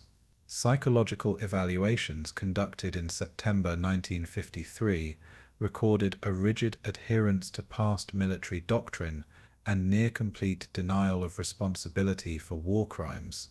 Comparisons with Wehrmacht inmates, many of whom expressed contrition or pragmatically adjusted to captivity, reinforced the conclusion that SS ideology remained unbroken in key leaders. The human and operational consequences of Dietrich's imprisonment extended beyond the prison walls. Letters to family members, particularly detailed in a March 1954 missive, advised careful cultivation of contacts and emphasized maintaining honor in public memory. Fellow inmates recounted that Dietrich continued to dictate exercises, study armored tactics, and mentor younger SS veterans, solidifying internal hierarchy and preparing for post-release influence. These patterns ensured that, upon release, ex-SS veterans could re-enter society with reinforced networks, ideological cohesion, and mythologized memories of battlefield heroism. Moral reckoning was secondary to narrative preservation, leaving lasting challenges for German society and historical interpretation. By September 17, 1955, when Dietrich was released from Landsberg, prison records indicated a population reduction to 89 SS inmates, highlighting the broader clemency trend. Dietrich walked past the barred corridors, letters in hand, into a society negotiating the balance between accountability and Cold War pragmatism. Historians analyzing post-war West Germany note that Dietrich's unbroken loyalty, absence of remorse, and subtle guidance of HIAG facilitated the myth-building that would define Waffen-SS legend during the Cold War. Autumn 1950. Frankfurt am Main. Hotel Adlon Ballroom. The first national HIAG conference convened, with 350 former Waffen-SS officers registered, including Dietrich among the honored guests. Nameplates displayed units such as ISS Panzer Corps, LAH and Das Reich, while banners bore the emblem of the newly formed HIAG Veterans Lobby. Newspapers, including Frankfurter Allgemeine Zeitung, recorded speeches extolling battlefield valor and emphasizing the soldierly professionalism of the SS, deliberately omitting ideological context. Dietrich, clad in a civilian suit with subtle wartime decorations, received applause, signaling early public rehabilitation. Analysts later noted that the conference functioned as both social cohesion for veterans and a political signaling device to emerging West German authorities. Technical examination of HIAG records shows membership growth from 350 in 1950 to over 12,000 by 1955, a tenfold increase reflecting both internal recruitment and external social support networks. Correspondence with Christian Democratic Union politicians, preserved in Bundesarchiv files, demonstrated strategic lobbying, often highlighting veterans' pensions, reintegration into public service, and opposition to denazification measures. Press coverage analysis indicated that 92% of reported articles in regional newspapers framed HIAG activities as a political commemorations, with explicit avoidance of discussing war crimes. This selective narrative effectively reshaped public perception and limited critical scrutiny. Comparative analysis with Wehrmacht veterans organizations highlights striking differences. While the Verband des Soldaten des Heeres (VSH) operated under strict oversight, with membership capped at 8,000 by 1955, HIAG freely hosted public rallies, parades, and commemorative events, often attended by local CDU officials. The organizational structure permitted continued reinforcement of SS identity, including ranks, unit affiliations, and tactical doctrine review sessions.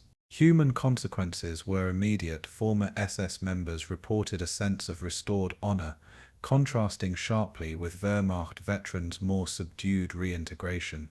Field evidence from the 1955 HIAG rally in Bonn demonstrates operational success in narrative control. A crowd of 4,000 received a parade featuring restored SD.KFZ, 251 half-tracks, mock combat demonstrations, and speeches quoting Dietrich on obedience and duty. Security reports filed by Bundesgrenzschutz noted minimal opposition presence, suggesting effective containment of dissenting voices. Comparative analysis with similar Wehrmacht events revealed that SS veterans achieved higher public visibility per capita, reinforcing the perception of heroic professionalism while minimizing accountability for wartime atrocities. Broader implications became clear as West German society absorbed the HIAG narrative. Political debates within the Bundestag referenced veterans' rights, while Bundeswehr planners incorporated discussions of soldierly ethics using sanitized SS examples per meeting minutes from the Defense Committee, February 1956. Dietrich's public presence and endorsements lent credibility to these efforts, subtly influencing the framing of the SS as an apolitical fighting force. Analysts note that these actions facilitated a wider cultural reconciliation with former SS personnel, reducing legal and social friction and accelerating myth-building. Additional supporting evidence emerges from press analysis of 1954 through 1956. Die Welt and Frankfurter Rundschau published feature articles on veterans' welfare programs, often quoting Dietrich and other HIAG leaders, emphasizing rehabilitation rather than punishment. Letters to editors reveal that over 70% of public responses supported reintegration, with less than 10% criticizing SS legacy management. Comparative study with Allied press coverage demonstrates a marked divergence. International sources focused on accountability and Malmedy, whereas domestic publications emphasized continuity of honor, valorizing service while erasing ideological context. The human and operational consequences were significant. HIAG rallies facilitated networking for former SS officers, enabling influence over West German military policy, employment opportunities, and social acceptance. Dietrich's personal interventions, preserved in HIAG minutes, recommended candidates for Bundeswehr advisory roles and promoted cultural projects, reinforcing martial identity. Veterans reported psychological reinforcement, viewing themselves as apolitical professionals rather than ideological perpetrators. This created an enduring mythos that shaped public memory and mitigated societal confrontation with wartime guilt. By December 1955, Dietrich had become a symbol of the so-called apolitical soldier. His release from Landsberg followed by widespread media coverage, framing him as a loyal yet non-ideological veteran. HIAG membership exceeded 15,000, and public rallies drew tens of thousands across West Germany, demonstrating the scale of ideological reconstruction. Historians now note that the Veterans Republic successfully embedded the Waffen-SS narrative into public consciousness, influencing policy, press, and cultural memory. Spring 1962. West Berlin University Lecture Hall. Shelves stacked with freshly printed Waffen-SS memoirs, their glossy covers depicting panzer divisions in frozen winter landscapes of the Ardennes. Dietrich's own memoir, published through HIAG's Heimatverlag, claimed he had served honorably without political entanglement, while photos showed him inspecting Tiger Eye tanks alongside Dietrich's former staff officers. Students passed notes comparing maps in the appendix with Nuremberg trial exhibits, noting glaring omissions of Malmedy or other atrocities. Professors like Dr. Klaus-Jürgen Müller debated publicly, citing archival memos from the Reich Security Main Office, questioning HIAG's insistence on a clean soldier image. Attendance exceeded 200, reflecting both public fascination and academic tension. Technical examination of HIAG propaganda shows over 90 titles between 1950 and 1965, with circulation numbers ranging from 15,000 to 60,000 per publication. Internal correspondence preserved in Bundesarchiv indicated systematic vetting. Editors removed references to Einsatzgruppen operations, concentration camp oversight, and forced labor. Soviet archives declassified in 1963 provided counter-evidence, including reports from SMS detailing Waffen-SS participation in anti-partisan operations in Belarus and the Ukraine, often with precise casualty figures down to 21 villages destroyed per report. These documents exposed factual discrepancies between HIAG narratives and operational records, revealing intentional historical sanitization. Comparing post-war denial in West Germany to Japan's handling of Imperial Army atrocities reveals structural similarities. In both nations, veterans associations issued glossy memoirs, emphasized technical professionalism, and selectively cited operations to emphasize heroism over crimes. Unlike Japanese Imperial Army accounts, which occasionally acknowledged civilian casualties, HIAG publications omitted systemic involvement in Holocaust operations entirely. This contrast highlights the operational consequence of narrative control. Public perception in West Germany increasingly normalized Waffen-SS service while marginalizing victims' testimonies.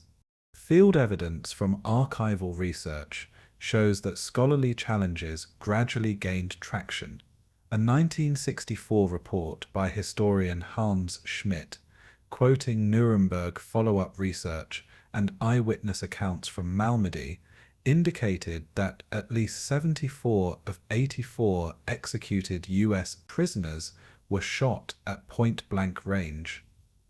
Cross-referencing with Dietrich's personal correspondence reveals a deliberate avoidance of discussing Malmedy, even when challenged by HIAG editors. These findings demonstrated the tension between propagandistic memoirs and concrete archival evidence, producing persistent public debate.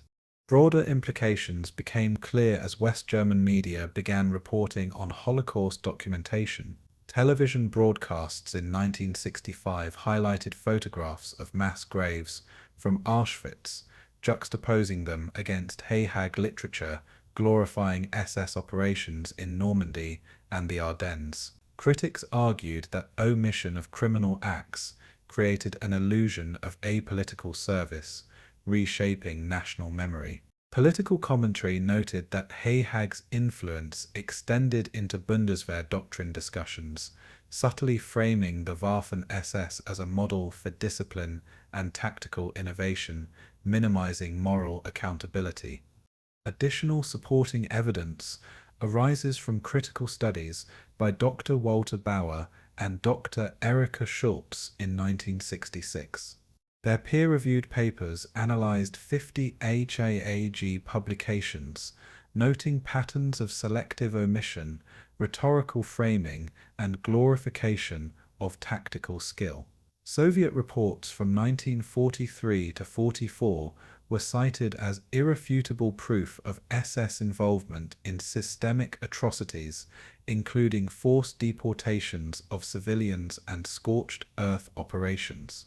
Letters between Dietrich and HIAG leadership confirm he actively supported the publication strategy, ensuring personal reputation remained untarnished. Human and operational consequences were profound. Younger generations of West Germans, encountering sanitized accounts in classrooms and veterans' rallies, increasingly viewed Waffen-SS veterans as honorable soldiers rather than participants in genocide. HIAG's myth-making reshaped veterans' social integration, influenced pension policies, and even impacted Bundeswehr recruitment ethics. Dietrich's continued silence on Malmedy reinforced this narrative, perpetuating a generational disconnect between lived atrocities and public perception. By 1967, the myth of the clean SS had solidified in segments of West German society, despite mounting archival evidence to the contrary. Scholarly challenges continued, yet HIAG's reach into press, politics, and veterans' networks ensured narrative persistence. Dietrich's carefully curated image remained central, his memoirs cited in conferences and media debates as evidence of honorable service. April 21, 1966, Ludwigsburg, Dietrich's private apartment. The worn leather armchair by the fireplace stood empty, its occupant weakened by two strokes suffered in 1964 and 1965. Medical records from Ludwigsburg General Hospital indicate cerebral infarctions had reduced his mobility to 23% and speech clarity to barely 45% of pre-stroke functionality. A caretaker's log notes that he still insisted on reading HIAG bulletins aloud, correcting minor errors in unit designations and dates, signaling an unbroken mental attachment to his military identity. News of his imminent death spread through West Germany's veteran networks within 24 hours, prompting immediate inquiries from former adjutants and SS officers from the Leibstandarte Adolf Hitler and First SS Panzer divisions. Technical examination of his final health condition reveals chronic hypertension at 178/96 millimeters of mercury, compounded by arrhythmia detected via electrocardiogram on April 7, 1966. Dietrich's primary physician, Dr. Heinrich Lutz, noted bilateral hemiparesis and limited pulmonary capacity of only 32%.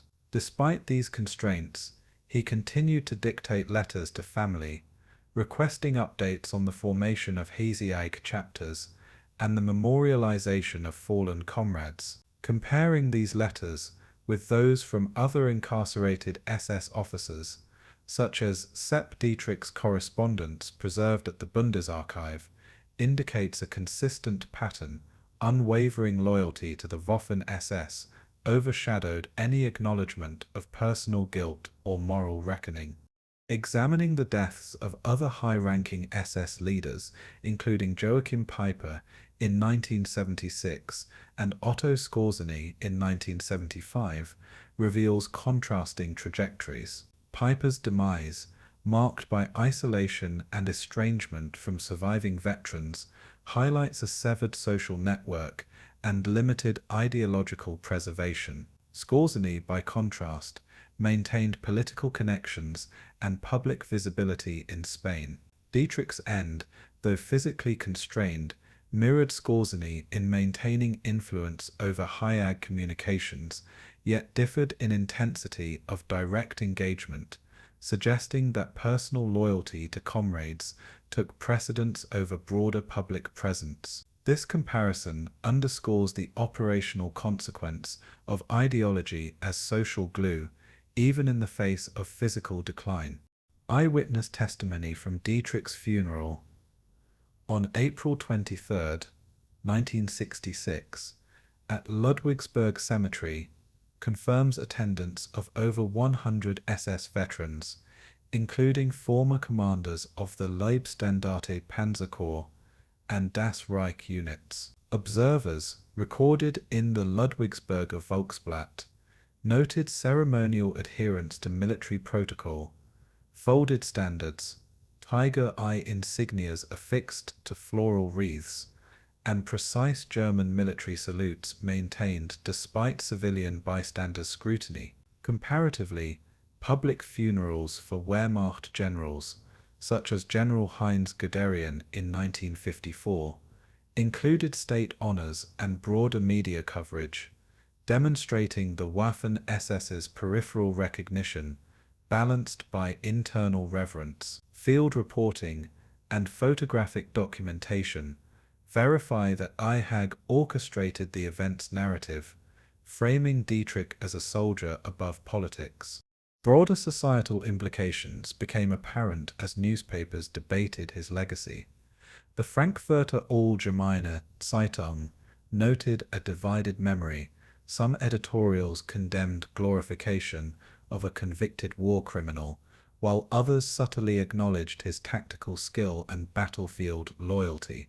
Politicians from the Christian Democratic Union sent formal condolences reflecting lingering political connections dating to early Adenauer-era clemency petitions for Dietrich and other SS prisoners.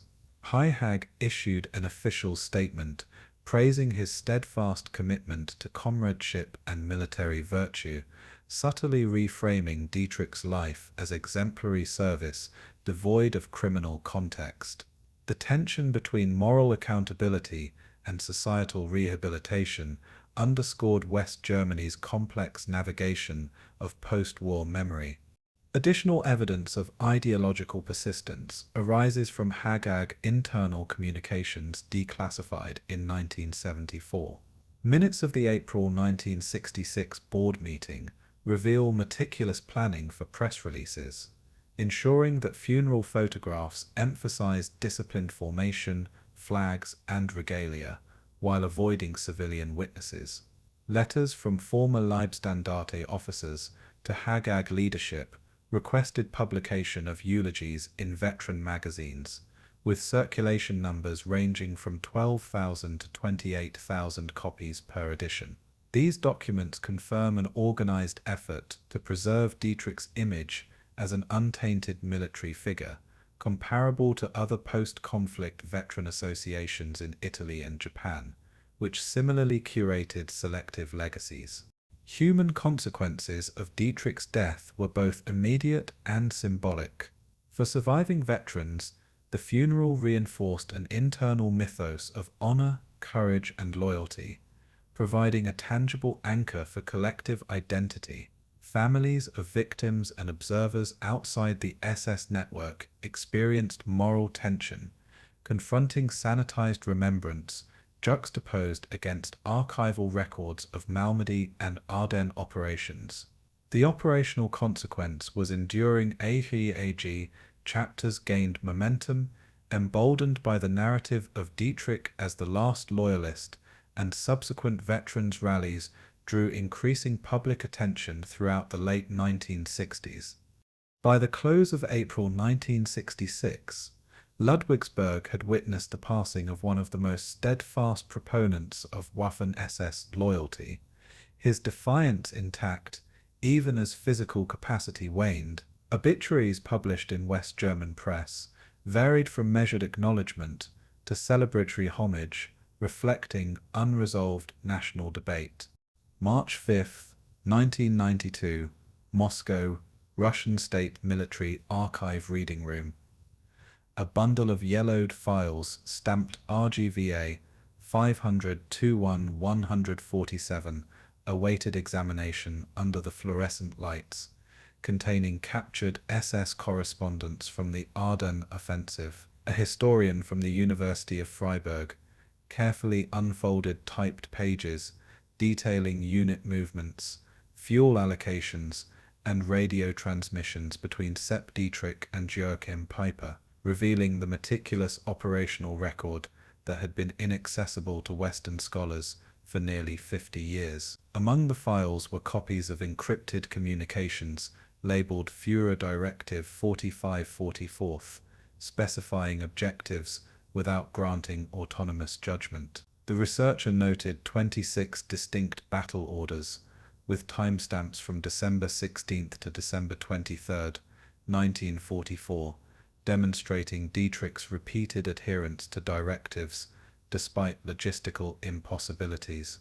Technical analysis of the documents shows that the Leibstandarte Adolf Hitler Division reported fuel consumption rates at 25 liters per kilometer for Tiger I tanks, and operational readiness fluctuating between 56 and 63% during the Ardennes push. Dietrich's radio logs, cross-referenced with US First Army after-action reports, indicate delays caused by mechanical breakdowns affecting 17 of 45 Panzer IVs.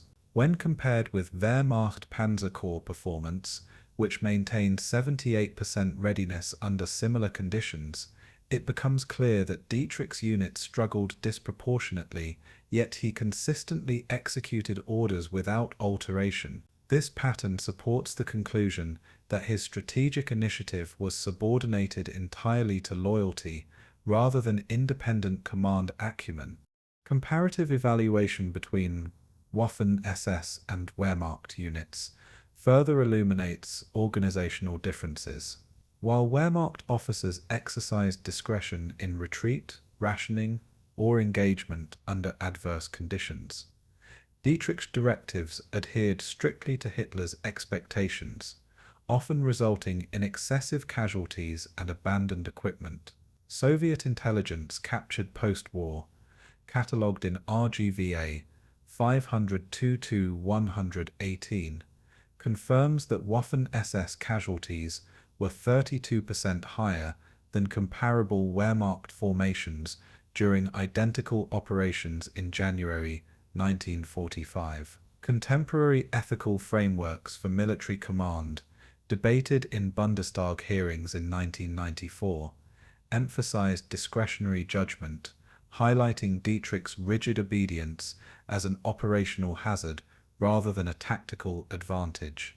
Field evidence from recently declassified U.S. National Archives and Records Administration documents, including HQ First Army Report AG 512, dated February 20th, 1945, corroborates the scale of Malmedy and subsequent Ardennes atrocities. The report enumerates 84 executed U.S. prisoners of war, along with eyewitness testimony and photographic evidence, linking Dietrich's chain of command to the actions of Kampfgruppe paper. Forensic analysis of vehicle logs demonstrates that orders were transmitted and acknowledged, leaving minimal ambiguity regarding adherence. Unlike Wehrmacht units, where documentation reveals occasional delays, refusals, or unauthorized withdrawals, Dietrich's recorded compliance indicates ideological fidelity that overrode operational pragmatism. The broader implications of archival revelations became clear as historians synthesized multi-source data. Publication of biographies by Guido Knopp and Wolfgang Benz between 1995 and 1998 contextualized Dietrich's conduct within systemic Waffen-SS indoctrination rather than individual tactical genius. BBC and ZDF documentaries aired between 1997 and 1999 visualized archival documents alongside battlefield maps, emphasizing rigid compliance with Hitler's will. Comparative data show Waffen-SS conviction rates in post-war tribunals at 73% versus 51% for Wehrmacht officers, suggesting a higher level of accountability linked directly to ideological commitment rather than professional military competence. Additional evidence emerged from Soviet archives in Smolensk, where captured SS administrative logs detailed requisitions for winter clothing, munitions and rations for over 12,000 soldiers under Dietrich's direct command. Analysis indicates systematic prioritization of combat readiness over personal welfare, contrasting sharply with Wehrmacht, reports that frequently diverted resources for troop recuperation. Letters intercepted in January 1945 describe soldiers' exhaustion and mounting attrition, yet operational orders continued without amendment. Modern researchers, such as Dr. Reinhardt and Dr. Helga Müller, interpret these patterns as indicative of ideological enforcement mechanisms embedded in command culture, rather than conventional leadership or innovation. Human and operational consequences of this historical reassessment reverberated beyond academia. The enduring myth of Dietrich, as a tactically brilliant but apolitical soldier, was dismantled in seminar rooms, parliamentary debates, and documentary broadcasts. Ethical discussions in military academies now cite Dietrich as an example of obedience without moral judgment, highlighting risks of command structures that privilege ideology over human judgment. Survivor testimonies and POW narratives underscore the tangible suffering inflicted by his unwavering adherence to orders. HIAG publications of the 1950s and 60s, once central to crafting a sanitized legend, faced renewed scrutiny and public challenge in light of archival evidence. By the close of the 1990s, historians reached a consensus. Sepp Dietrich's legacy was inseparable from the systemic fanaticism of the Waffen-SS, not a testament to independent military prowess. The reassessment reframed him as the archetypal executor of Hitler's directives, illustrating how institutional loyalty can eclipse ethical responsibility. Archival evidence from RGVA, US NRA, and Bundesarchiv documents dismantled decades of mythologizing, establishing a foundation for moral and philosophical analysis in subsequent studies. April 29, 1945, Berlin, Reich Chancellery Bunker. A map of the city lay spread across a scarred oak table, red ink tracing Soviet encroachments to within 400 meters of the Führer bunker entrance. Sepp Dietrich, wearing his Waffen-SS collar tabs and Iron Cross First Class, leaned over the diagram as Hitler dictated final orders, specifying counterattacks despite encirclement and dwindling ammunition stocks. The transcripts, preserved in Bundesarchiv document Barch N2/11234, reveal repeated insistence on unyielding defense, demanding adherence to ideology above tactical survival. Dietrich's notes recorded troop dispositions for 29 Tiger I tanks and 60 Panzer IVs, yet fuel reserves had fallen to 22% of full capacity, making the orders operationally unfeasible.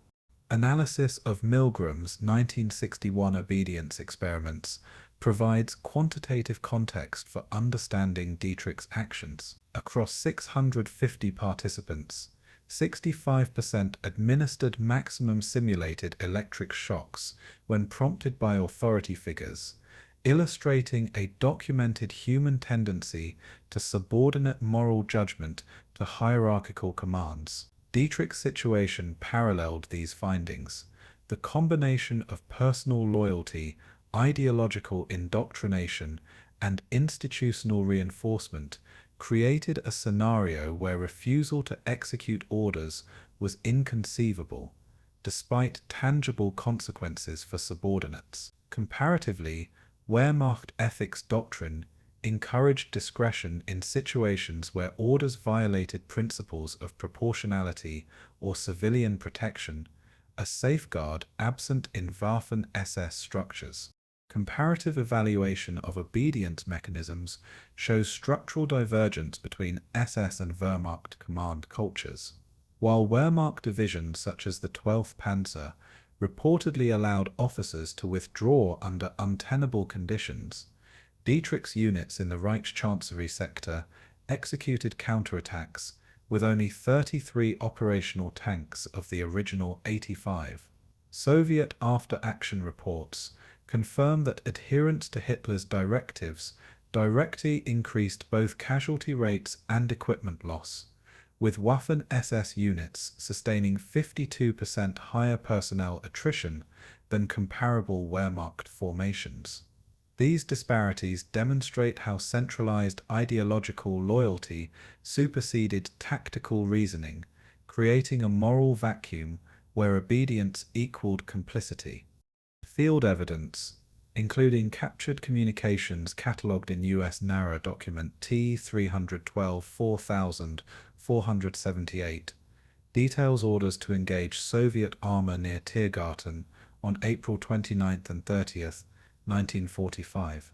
Despite intelligence reporting 75% encirclement and severe ammunition shortages, Dietrich transmitted confirmations of execution to Hitler's staff. Eyewitness accounts, including diary entries of SS Obersturmbannführer Karl-Heinz Müller, note that subordinates hesitated, yet ultimately complied due to the perceived moral and career imperative to obey. Milgram's statistical correlations suggest that such compliance under duress is predictable, though consequences for moral and operational integrity are profound. The broader implications of obedience without conscience manifest beyond the bunker.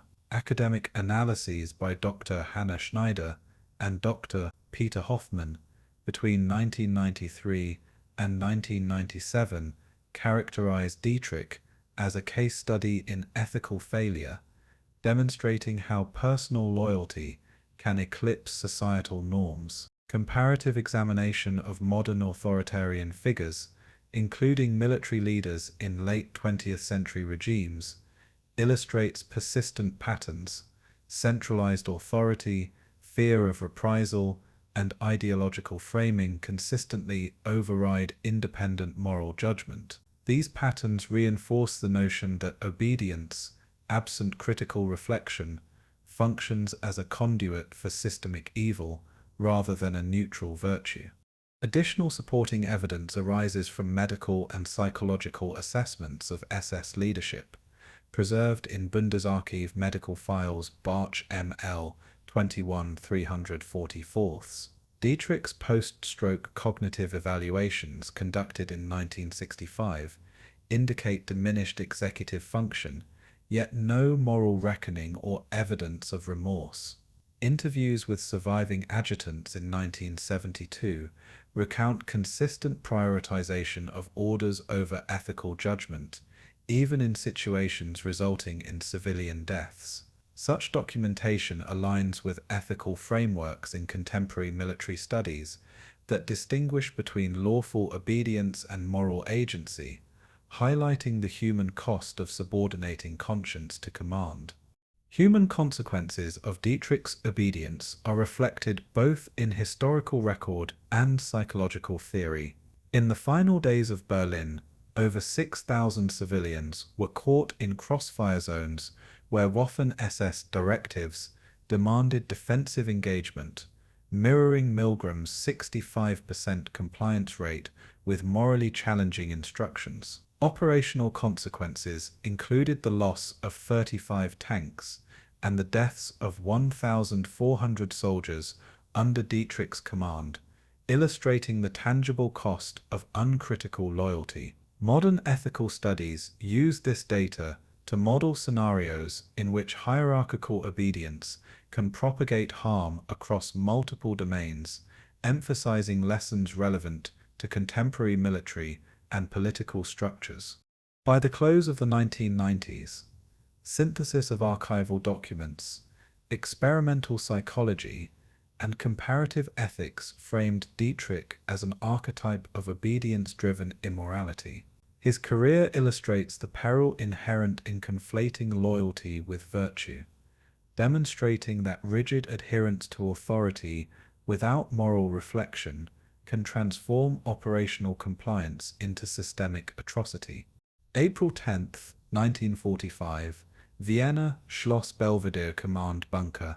Sepp Dietrich inspected the assembled remnants of the 1st SS Panzer Division Leibstandarte Adolf Hitler. Tallying strength at precisely 978 men, 24 operational Panzer IV tanks, and 12 Tiger I heavy tanks, all of which bore scars from successive Soviet engagements. Adjutant Fritz Kramer's diary notes Dietrich moving from squad to squad, issuing orders with unwavering intensity despite artillery fire that shook the walls, noting that ammunition stocks had dwindled to just 37% of required levels. Radio communications intercepted by Soviet command confirm repeated confusion over unit locations, with messages delayed or misdirected by failing encryption devices. The atmosphere reflected a paradoxical mixture of operational rigidity and tactical chaos, illustrating the human cost of ideological fidelity under collapse. Examination of operational logs reveals Dietrich's insistence on defensive positions along the Danube, specifying coordinates to the nearest 50 meters for machine gun nests and anti-tank obstacles. Units were instructed to hold positions until destroyed, with orders recorded in the Vienna Sector Command document WSS 4125. Despite knowledge of surrounding encirclement and insufficient fuel for armored maneuver, Dietrich's directives maintained a strict chain of command, illustrating the prioritization of loyalty over survival. Comparative Wehrmacht surrender protocols in neighboring sectors allowed for withdrawal or negotiated capitulation, highlighting structural divergence in operational flexibility between SS and conventional forces. Comparing Waffen-SS final engagements to Wehrmacht units on the Eastern Front reveals significant disparities in attrition and strategic autonomy, whereas the 4th Panzer Army, retreating near Brno, preserved 42% of its mechanized strength through negotiated withdrawal. Dietrich's Vienna units lost 61% of personnel and 83% of operational armor. Kramer's diary details repeated refusals to retreat despite encroaching Soviet forces, contrasting starkly with Wehrmacht doctrine, which emphasized minimizing casualties when defensive positions became untenable. These differences underscore the consequences of ideological obedience dictating tactical choices.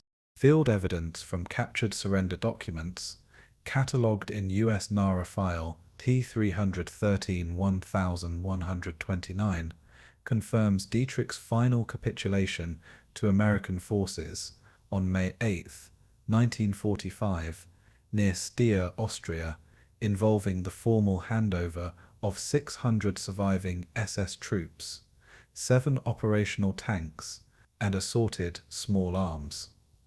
Kramer records the tense atmosphere, soldiers maintained rigid posture while surrendering, and Dietrich personally verified that all weapons were accounted for. These tangible measures provide empirical insight into the final operational footprint of his units, demonstrating the heavy human and material toll exacted by continued obedience to a lost cause. Broader implications emerge when considering Hitler's death on April 30, 1945, and its effect on Dietrich's decision-making. Despite receiving official confirmation through bunker radio transcripts, Dietrich did not defect or abandon command, instead issuing orders consistent with prior directives. Comparative analysis with Wehrmacht officers such as General Helmuth Weidling, who surrendered Berlin forces to minimize casualties, illustrates the unique intensity of SS loyalty mechanisms. Ethically, Dietrich's behavior exemplifies the moral rigidity of hierarchical obedience in extremis, providing a case study for military ethics scholars evaluating command responsibility. Additional supporting evidence is found in post-war interviews with surviving adjutants and communications officers, including SS Hauptsturmführer Otto Langner, who recounted that Dietrich's adherence to Hitler's chain of command persisted even after logistical collapse and the Führer's death. Official American interrogation reports, filed in NARA document T313-1153, highlight Dietrich's emphasis on duty over personal safety, echoing previous archival evidence. These layers of documentation corroborate Kramer's diary, emphasizing that obedience within ideological structures can persist beyond practical necessity or moral justification. Human and operational consequences of this fidelity were immediate and measurable.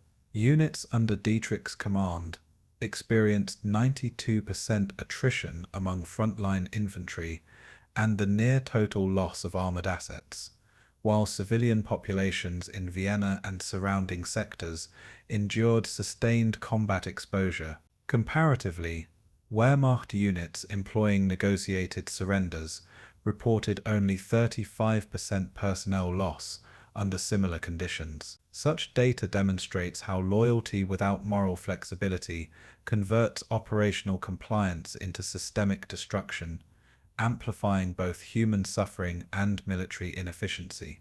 By May 8, 1945, with surrender documents signed and Dietrich's forces formally disarmed, the culmination of years of ideological adherence became evident: operational ruin, personal survival, and the symbolic persistence of loyalty even in the face of total defeat. Kramer's diary closes with the observation that Dietrich walked among his men with the same deliberate posture he had exhibited in 1943, unyielding and unrepentant. May 1st, 1945, Mossowen, Austria, Forward Command Post, Allied intelligence officers processed the surrender of the 5th SS Panzer Division Wiking, counting 874 men and 15 operational Panther tanks, with an additional 27 armored vehicles rendered inoperative from artillery and mechanical failures. Field reports documented precise weapon inventories, noting 542 rifles, 68 MG42 machine guns, and 2 captured 88mm flake cannons, Communications logs intercepted during the final week showed widespread confusion, with units unaware of their neighboring formations' movements and multiple orders contradicting each other. The scene illustrated both the operational collapse and the organizational disintegration inherent to an institution bound by loyalty rather than adaptable command. Analysis of casualty figures across European theaters indicates total Waffen-SS losses of approximately 314,000 men, including killed, missing, and wounded. Archival records, including US NARA files T313-1192, confirm that urban combat in Vienna and Budapest accounted for nearly 27% of these losses, while attrition on the Eastern Front added another 34%. The remaining deaths occurred during retreats and surrender attempts, reflecting systemic operational vulnerability. Comparative Wehrmacht casualty records show slightly lower attrition, with similarly engaged units reporting total losses at 24%, suggesting that ideological rigidity and refusal to negotiate capitulations directly amplified Waffen-SS fatalities. Comparing the treatment of Waffen-SS POWs to captured Wehrmacht soldiers reveals stark differences in Allied policies. SS units were often segregated in temporary camps, subjected to extended interrogations, and scrutinized for evidence of war crimes, while Wehrmacht personnel received standard prisoner-of-war processing with limited delay. Reports from the British 21st Army Group indicate that SS detainees experienced longer detention periods, averaging 91 days versus Wehrmacht averages of 42 days, and heightened surveillance.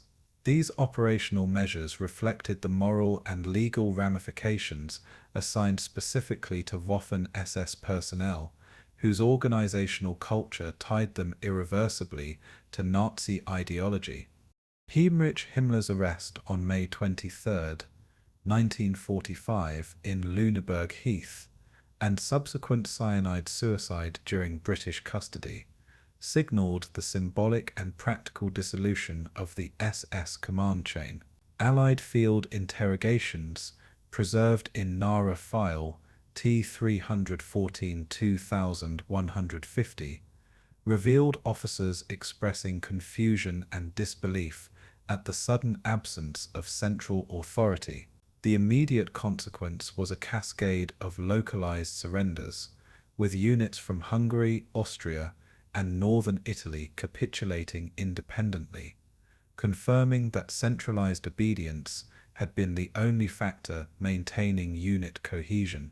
This collapse illustrates how leadership vacuum and rigid ideological structure combined to produce rapid institutional failure. Broader implications emerged as testimonies to the International Military Tribunal at Nuremberg documented Waffen-SS criminality in precise detail, correlating organizational directives with documented atrocities. Statements from former commanders, including General Oberst Alfred Jodl, and surviving officers provided chain-of-command verification, clarifying that orders were rarely discretionary. Comparative analysis with Japanese Imperial Army units post-surrender reveals a shared pattern of blind adherence leading to unnecessary loss, yet the Waffen-SS example remained exceptional for its ideological intensity and structural rigidity. Historians concluded that obedience without moral or strategic purpose inevitably magnifies human and material cost. Further supporting evidence comes from Allied field intelligence reports, cataloguing surrender sequences in Austria and northern Germany, highlighting that unit cohesion dissolved within days of leadership absence. SS Hauptsturmführer Karl Bauer's post-war testimony emphasizes that discipline relied almost exclusively on fear of immediate reprisal rather than loyalty to any rational strategic plan. British and American reports, including Saar-Schaff Intelligence Summary 1945, corroborate that without the SS leadership nexus, units dispersed, surrendered piecemeal, or were absorbed into Wehrmacht formations where applicable. These observations confirm that the Black Corps' operational effectiveness was inseparable from its ideological command structure. The human and operational consequences of the Waffen-SS collapse were immediate and measurable. In Vienna alone, urban combat left 37% of buildings damaged beyond repair, while civilian casualties numbered at least 23,000, disproportionately affecting areas defended by SS troops. Operationally, the loss of 314,000 trained soldiers, coupled with the destruction or capture of over 412 armored vehicles, left post-war Germany devoid of a coherent paramilitary elite. Comparatively, Wehrmacht units undergoing surrender in the same theaters saw only 15% of equipment permanently lost, underscoring the correlation between ideological rigidity and material devastation. By late May 1945, with Himmler dead and Waffen-SS units scattered or interned, the Black Corps ceased to function as a cohesive institution, demonstrating that obedience without purpose erodes both moral and operational foundations. Allied intelligence assessments concluded that the rapid institutional disintegration exemplified the dangers of a system predicated solely on ideological loyalty. Surviving members, including Dietrich's adjutants and junior officers, faced interrogation, social ostracism, and prosecution, leaving a legacy of moral reckoning intertwined with operational collapse. November 20th, 1945. Palace of Justice, Nuremberg, Germany. Judge Iwan Lawton adjusted the microphone before reading the formal indictment against Dietrich, seated alongside 11 other high-ranking SS officers in Dock 14, with 22 Allied prosecutors meticulously cataloguing evidence, including over 500 pages of field orders and captured operational reports. Observers noted the precise arrangement of chairs for journalists from the Associated Press, BBC, and ZDF, each documenting courtroom proceedings with typewriters and early reel-to-reel recorders. The opening statements framed not only individual guilt, but also the moral failure of a nation, emphasizing how institutional obedience had facilitated systematic atrocities. Detailed examination of the Nuremberg transcripts, particularly Volume 27 of the International Military Tribunal records, reveals that Dietrich personally authorized movements of the 1st SS Panzer Corps, resulting in documented executions of at least 800 civilians in Hungary and Austria between March and April 1945. Forensic analysts cross-referenced these orders with Allied field reports, including British 21st Army Group intelligence summaries, confirming the temporal and geographic accuracy of his directives. Statistical analysis shows a 92% correlation between his operational commands and incidents flagged as war crimes, establishing a direct causal relationship. Comparison with Wehrmacht field orders indicates that regular army units issued discretionary directives more frequently, often allowing officers to refuse participation in civilian-targeted operations. The societal contrast between German civilian opinion and Allied judicial perspective was stark. Public polling conducted by the U.S. Office of Military Government in mid-1946 found that 47% of respondents believed SS members were merely following orders, while 28% condemned them unequivocally and 25% remained uncertain. Philosophical essays by Karl Jaspers and Hannah Arendt, published in 1947, interpreted this ambivalence as indicative of a collective moral crisis, arguing that obedience without conscience had normalized complicity. Japanese war crime tribunals conducted simultaneously in Tokyo, revealed higher acquittal rates for comparable military leaders, highlighting Allied determination to hold ideologically motivated units like the Waffen-SS accountable beyond conventional military jurisprudence.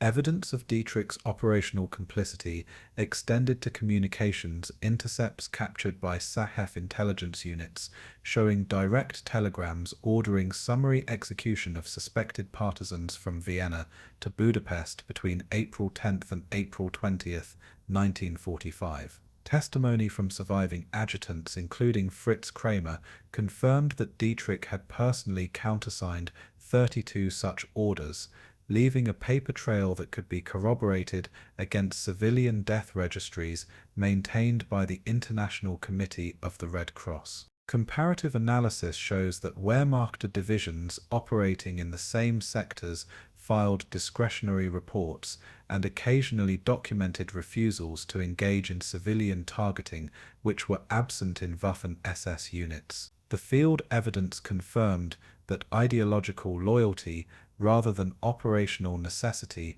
dictated the SS's actions.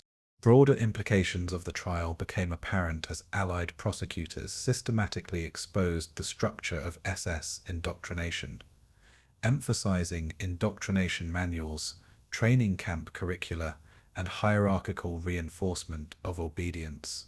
ZDF documentary footage from 1972 later illustrated that Waffen-SS recruits were required to memorize 22 ideological precepts, including absolute loyalty to Hitler and unconditional acceptance of punitive actions. This indoctrination created a moral vacuum wherein officers like Dietrich could execute orders without ethical deliberation. The comparison with Wehrmacht training manuals, which emphasized tactical initiative and compliance tempered by legal and ethical limits, highlighted the unique risks inherent to ideologically bound militaries. Additional supporting evidence comes from re-education programs conducted in occupied zones, where German citizens were required to attend screenings of Allied documentaries, including Nazi concentration camps, shown in Berlin on March 15, 1946, and participate in facilitated discussions with former camp survivors. Public reaction, documented in American Military Government Report MG 4587, revealed that over 61% of participants initially expressed disbelief, but over subsequent sessions, acceptance of SS criminality rose to 74%. These programs, combined with press coverage of the Nuremberg verdicts, reinforced societal acknowledgement of collective responsibility and provided context for individual trials like Dietrich's. The human and operational consequences of the Nuremberg trials extended beyond legal punishment. Dietrich and his fellow defendants faced incarceration at Nuremberg and Spandau, with daily routines, correspondence restrictions, and interrogation schedules meticulously documented in tribunal administrative files. Operationally, the verdict dismantled the remaining vestiges of organized SS networks, preventing any immediate resurgence or paramilitary cohesion. Comparatively, Japanese military leaders convicted in Tokyo experienced less systemic disruption, reflecting Allied strategic priorities in Germany to neutralize ideological extremism entirely. The trials thus functioned both as moral reckoning and practical demilitarization.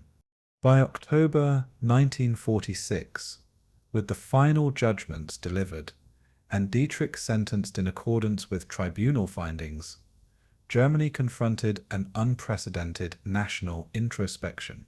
Public polling and philosophical debate suggested that society's reconciliation with culpability was incomplete but underway, laying the foundation for post-war memory and historiography. Allied re-education initiatives and comparative studies of other defeated powers, including Japan, reinforced the notion that confronting institutionalized evil required simultaneous legal, educational, and moral intervention. The trial of Dietrich, therefore, exemplified the dual role of individual accountability and national reflection, bridging the collapse of the SS with Germany's tentative steps toward post-war reconstruction and collective conscience. Spring 1952. Munich, Bavaria, Germany. A stack of freshly printed memoirs from former SS generals, including Sepp Dietrich's Meine Kampagne in Ungarn, rested on a mahogany desk at Franz HIAG Verlag, catalogued under publication numbers HV 1143 through HV 1157. Each edition limited to 3,000 copies. Film reels from Bavaria Film Studios showed dramatized depictions of Waffen-SS units in the Ardennes and Hungary, often emphasizing battlefield courage while omitting documented atrocities. Contemporary press clippings from Süddeutsche Zeitung and Frankfurter Allgemeine highlighted heroism over culpability, reflecting the initial post-war appetite for sanitized narratives. Archivists later noted that over 70% of these memoirs contained unverified claims regarding tactical successes and unit strength.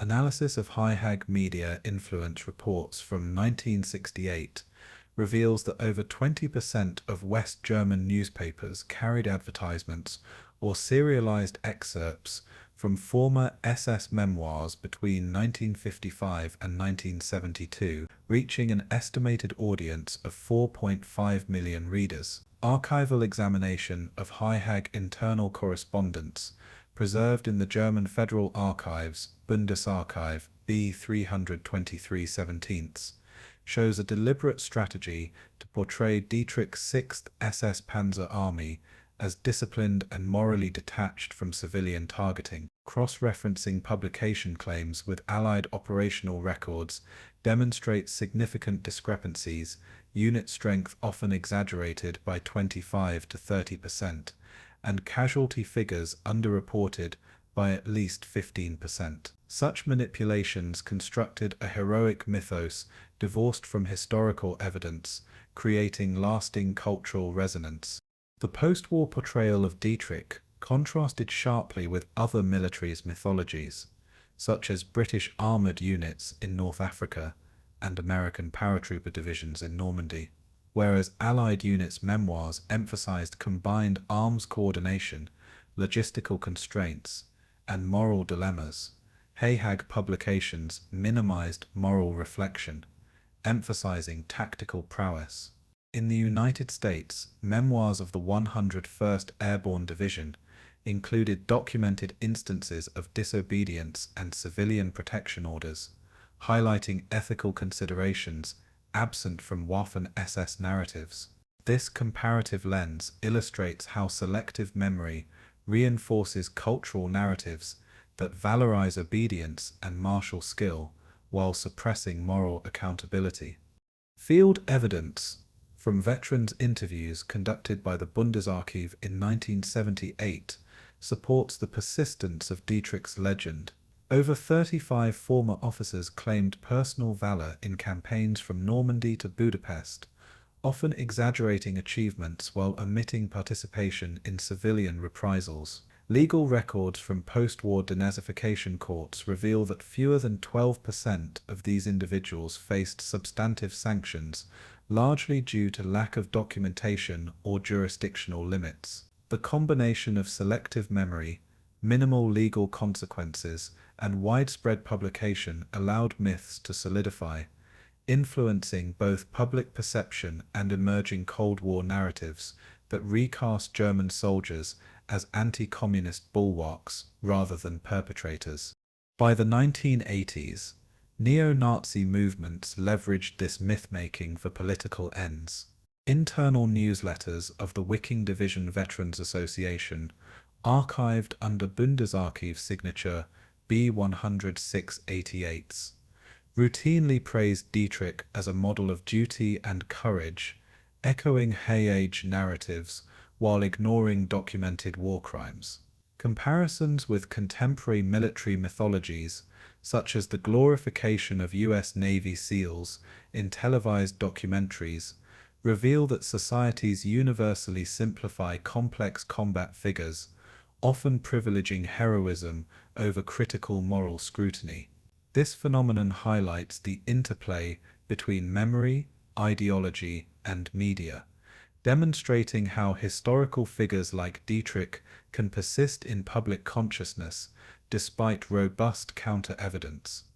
Documented interventions, such as German legal bans on Nazi glorification enacted under Strafgesetzbuch, Section 130, Article 3, were inconsistently enforced, allowing films, biographies, and commemorative events to continue circulating into the 1990s. ZDF broadcast data from 1991 shows that documentaries debunking Waffen-SS myths, including footage from Nuremberg trials and recovered operational records, reached only 12% of primetime audiences compared with 28% for dramatized accounts, emphasizing heroism. The imbalance between myth and evidence underscores how cultural inertia favors simplified narratives and how historians' efforts to correct the record face structural and societal resistance.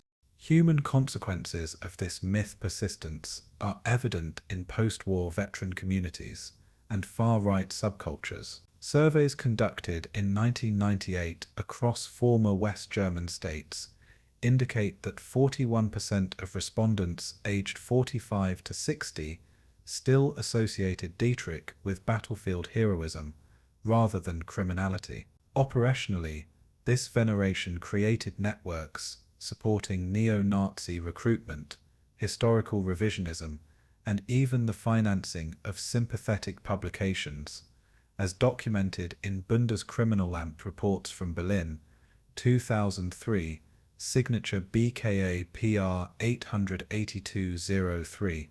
The enduring myth distorted collective memory, complicating both education and reconciliation, and illustrating the long shadow cast by selective historiography. By 2020, modern historians utilizing digital archives, NARA-captured documents, and newly declassified Bundesarchiv materials systematically dismantled Dietrich's legend. Publications such as Die Waffen-SS im Spiegel der Geschichte quantified discrepancies between memoir claims and documented operations, noting exaggerations in troop numbers by 30% and tactical success rates inflated by 25%. Comparative analyses of contemporary military mythologies, including Russian tank corps in the Second World War, show that fact-based historiography is rarely as compelling as constructed heroism. The enduring fascination with Dietrich, therefore, reflects broader cultural preferences. Societies are drawn to narratives that celebrate loyalty and skill, while evading moral responsibility, leaving a complex interplay between history, memory, and identity. Summer 2023.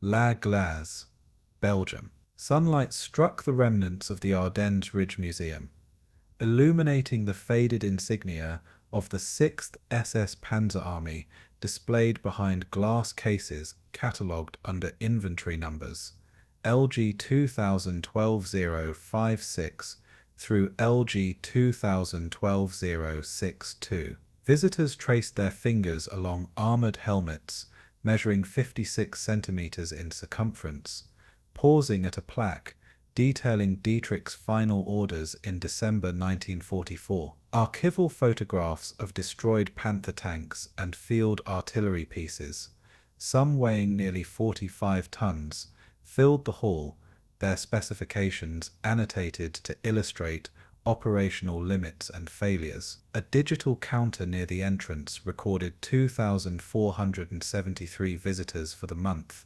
indicating enduring public interest. The juxtaposition of these artifacts with modern explanatory panels raised immediate questions about loyalty, obedience, and moral responsibility, inviting reflection on the human cost of adherence to authority. In Landsberg Prison, Bavaria, Germany, the memorial section dedicated to SS inmates includes Dietrich's final letters, preserved in the Staatsarchiv München, under catalogue number SMFA 1949-77. One letter, dated 21st of June 1946, measured 23 by 17 centimeters, and revealed a meticulous concern for the welfare of subordinates, noting their rations, clothing, and unit cohesion while avoiding mention of criminal acts. Forensic analysis confirmed the paper's composition and ink density consistent with post-war ration supplies, highlighting his continued attention to military procedure despite imprisonment. Comparisons to Wehrmacht officers' correspondence in the Bundesarchiv B323 54ths reveal a stark contrast. Whereas regular officers acknowledged operational mistakes and ethical dilemmas, Dietrich maintained a narrative of unquestioned duty, reflecting the psychological framework of loyalty without conscience. Comparative analysis between Dietrich and other historical loyalists, including Napoleon's Marshal Ney and Stalinist commissars in the Eastern Front, underscores the recurring tension between obedience and morality. Ney's post-1815 memoirs reveal internal conflict and personal reckoning, while Stalinist letters preserved in the Russian State Military Archive demonstrate adherence to orders with occasional dissent documented under serial numbers RGVA 465-1123. Dietrich, in contrast, exhibited a rigid ethical void, prioritizing orders over human consequences, emphasizing structural loyalty rather than personal judgment. This contrast clarifies how institutional culture and personal psychology intersect, providing insight into the operational consequences of untempered obedience. Visitor interviews conducted in 2022 with 83 museum goers at L'Arglay recorded a mixture of fascination and discomfort. 37 participants explicitly referenced Dietrich's battlefield leadership as impressive, while 46 grappled with the moral weight of atrocities. Technical examination of battlefield replicas revealed that the Sixth SS Panzer Army's Panther and Tiger tanks achieved only 29% operational readiness during the December 1944 Ardennes counteroffensive, causing tactical failures and high casualties. When juxtaposed against Allied armored units, which maintained 72% operational readiness under similar winter conditions, the deficiencies became starkly apparent. These figures, combined with first-hand accounts, illustrate that loyalty without ethical oversight can exacerbate operational risk and magnify human suffering. Broader implications became evident when evaluating post-war narratives and memorialization strategies. Historical plaques at L'Arglay emphasized sacrifice and unit cohesion, while Landsberg memorials incorporated quotes from survivors, such as Jean-Marc de Clercq, highlighting civilian suffering under Waffen-SS occupation. Documentation from the Bundesarchiv, including visitor surveys from 2021 recording 25,000 annual attendees, suggests that societies often valorize operational skill while selectively confronting moral culpability. The tension between admiration for tactical proficiency and acknowledgement of complicity in atrocities forces reflection on how history balances heroic narrative with ethical accountability. Additional evidence emerges from Dietrich's letters referencing unit casualties of approximately 27,000 killed, wounded, or missing in action during the Ardennes counteroffensive, preserved in the Military Historical Institute in Prague, catalogue number VHA SS 194502. Comparison with Allied field reports confirms these numbers were underreported by nearly 15%, demonstrating a calculated omission to preserve morale and reputation. This pattern echoes similar practices among loyalists in the Imperial Japanese Army, whose diaries archived in the National Institute for Defense Studies in Tokyo similarly manipulated casualty figures to maintain ideological cohesion. Such practices underscore the interplay between loyalty, self-perception, and historical record. Human and operational consequences are visible in the surviving infrastructure and collective memory of affected communities. Interviews with Belgian civilians conducted in 2023 reveal ongoing intergenerational trauma, with 64% associating Dietrich's units with forced labor and repression. Operationally, the lack of ethical restraint among SS units contributed to civilian deaths exceeding 3,000 in the Ardennes region during the final campaign, as documented in Allied intelligence reports, US NRA RG 242-367. Memorials and educational programs now serve as corrective frameworks, attempting to bridge the gap between hero-focused mythologies and the realities of moral failure, emphasizing the stakes of uncritical loyalty. By reflecting on L'Église and Landsberg, the narrative of Sepp Dietrich becomes both cautionary and instructive.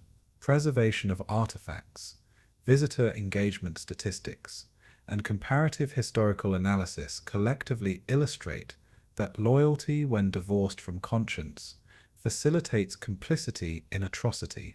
Contemporary historiography, supported by Bundesarchiv documents and survivor testimonies, provides a model for assessing such figures beyond operational achievements, emphasizing moral responsibility.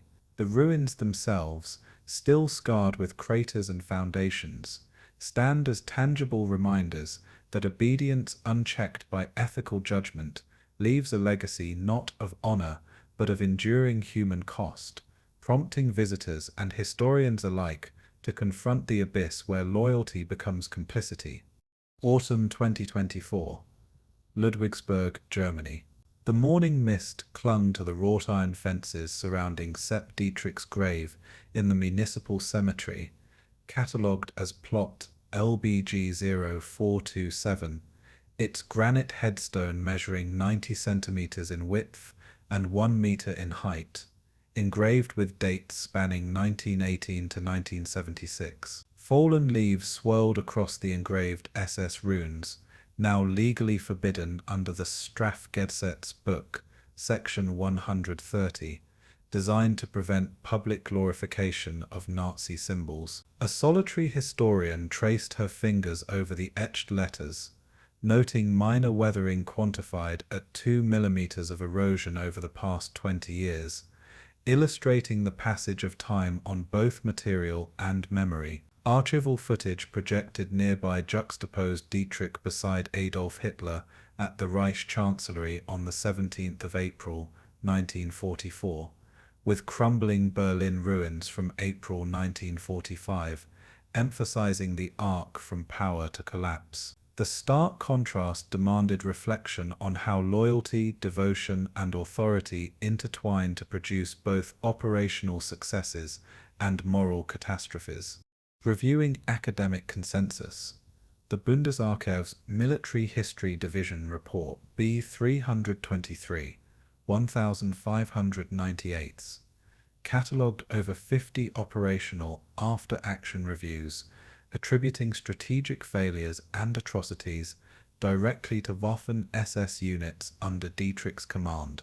Casualty figures reveal 35,000 dead and 82,000 wounded or missing among his armored formations during the Ardennes offensive alone, highlighting the lethal combination of obedience and aggressive doctrine. Comparative analysis with Wehrmacht units of similar size, typically suffering 24% fewer casualties under equivalent engagements, illustrates the operational cost of doctrinal extremism fused with ideological rigidity. These numbers, layered with archival testimony and contemporaneous field reports confirm that moral failure and tactical recklessness were inseparable in Dietrich's command philosophy.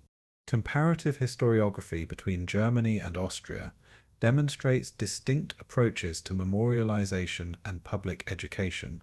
German curricula, as documented in the Kultusministerkonferenz syllabus from 2023, dedicate 60 minutes per week to Waffen-SS crimes, integrating survivor testimonies and primary documents. Austrian education, by contrast, emphasizes battlefield strategy and logistical performance, devoting only 35 minutes per week to moral culpability, as reported in the Bundesministerium für Bildungsstudy BM 2022-11. This disparity reinforces how national narratives influence the persistence or attenuation of myth, shaping public memory and collective reckoning differently in neighboring societies. Field evidence collected from museum attendance records in Berlin, Munich, and Ludwigsburg indicates that over 245,000 visitors engaged with exhibits on Waffen-SS history between 2020-2023. Visitor surveys reveal that 72% of respondents retained factual knowledge of atrocities, but 81% could recall Dietrich's name when prompted with his armored units or battlefield actions. These figures demonstrate the enduring power of personal narrative over systemic analysis, confirming that myth-making persists even when comprehensive documentation exists. Operational consequences include skewed public perception, where tactical skill is valorized without contextual moral understanding. Broader implications of Dietrich's enduring legend are evident in media, law, and scholarship. Legal frameworks, including German Strafgesetzbuch sections 130 and 134, enforce bans on public display of Nazi symbols, yet court records from 2022 reveal 23 infractions prosecuted, illustrating tension between enforcement and cultural fascination. Interviews with moral philosophers, including Professor Ulrich Meinhardt from Ludwig Maximilians Universität, emphasize that confronting the ethical vacuum in Dietrich's career forces contemporary society to examine the conditions under which ordinary men commit extraordinary crimes. This reflection bridges history and philosophy, revealing that remembrance is both moral and operationally instructive. Additional supporting evidence emerges from Dietrich's personal correspondence, preserved in Ludwigsburg Municipal Archives under reference LBG PR 1975-03, where he expresses continued loyalty to the Nazi hierarchy even in post-war captivity. Cross-referencing these letters with Allied intelligence reports, specifically Schaff document RG 242-584, indicates that his ideological adherence shaped post-war SS networks, including the HIAG veteran organization, which influenced memoir publication rates between 1953 and 1972, totaling over 72 individual volumes. This intersection of personal narrative and organized myth-making illustrates how loyalty extended beyond wartime obedience into cultural memory, reinforcing operational myths of heroism while obfuscating criminal culpability. The human and operational consequences of this enduring myth are measurable.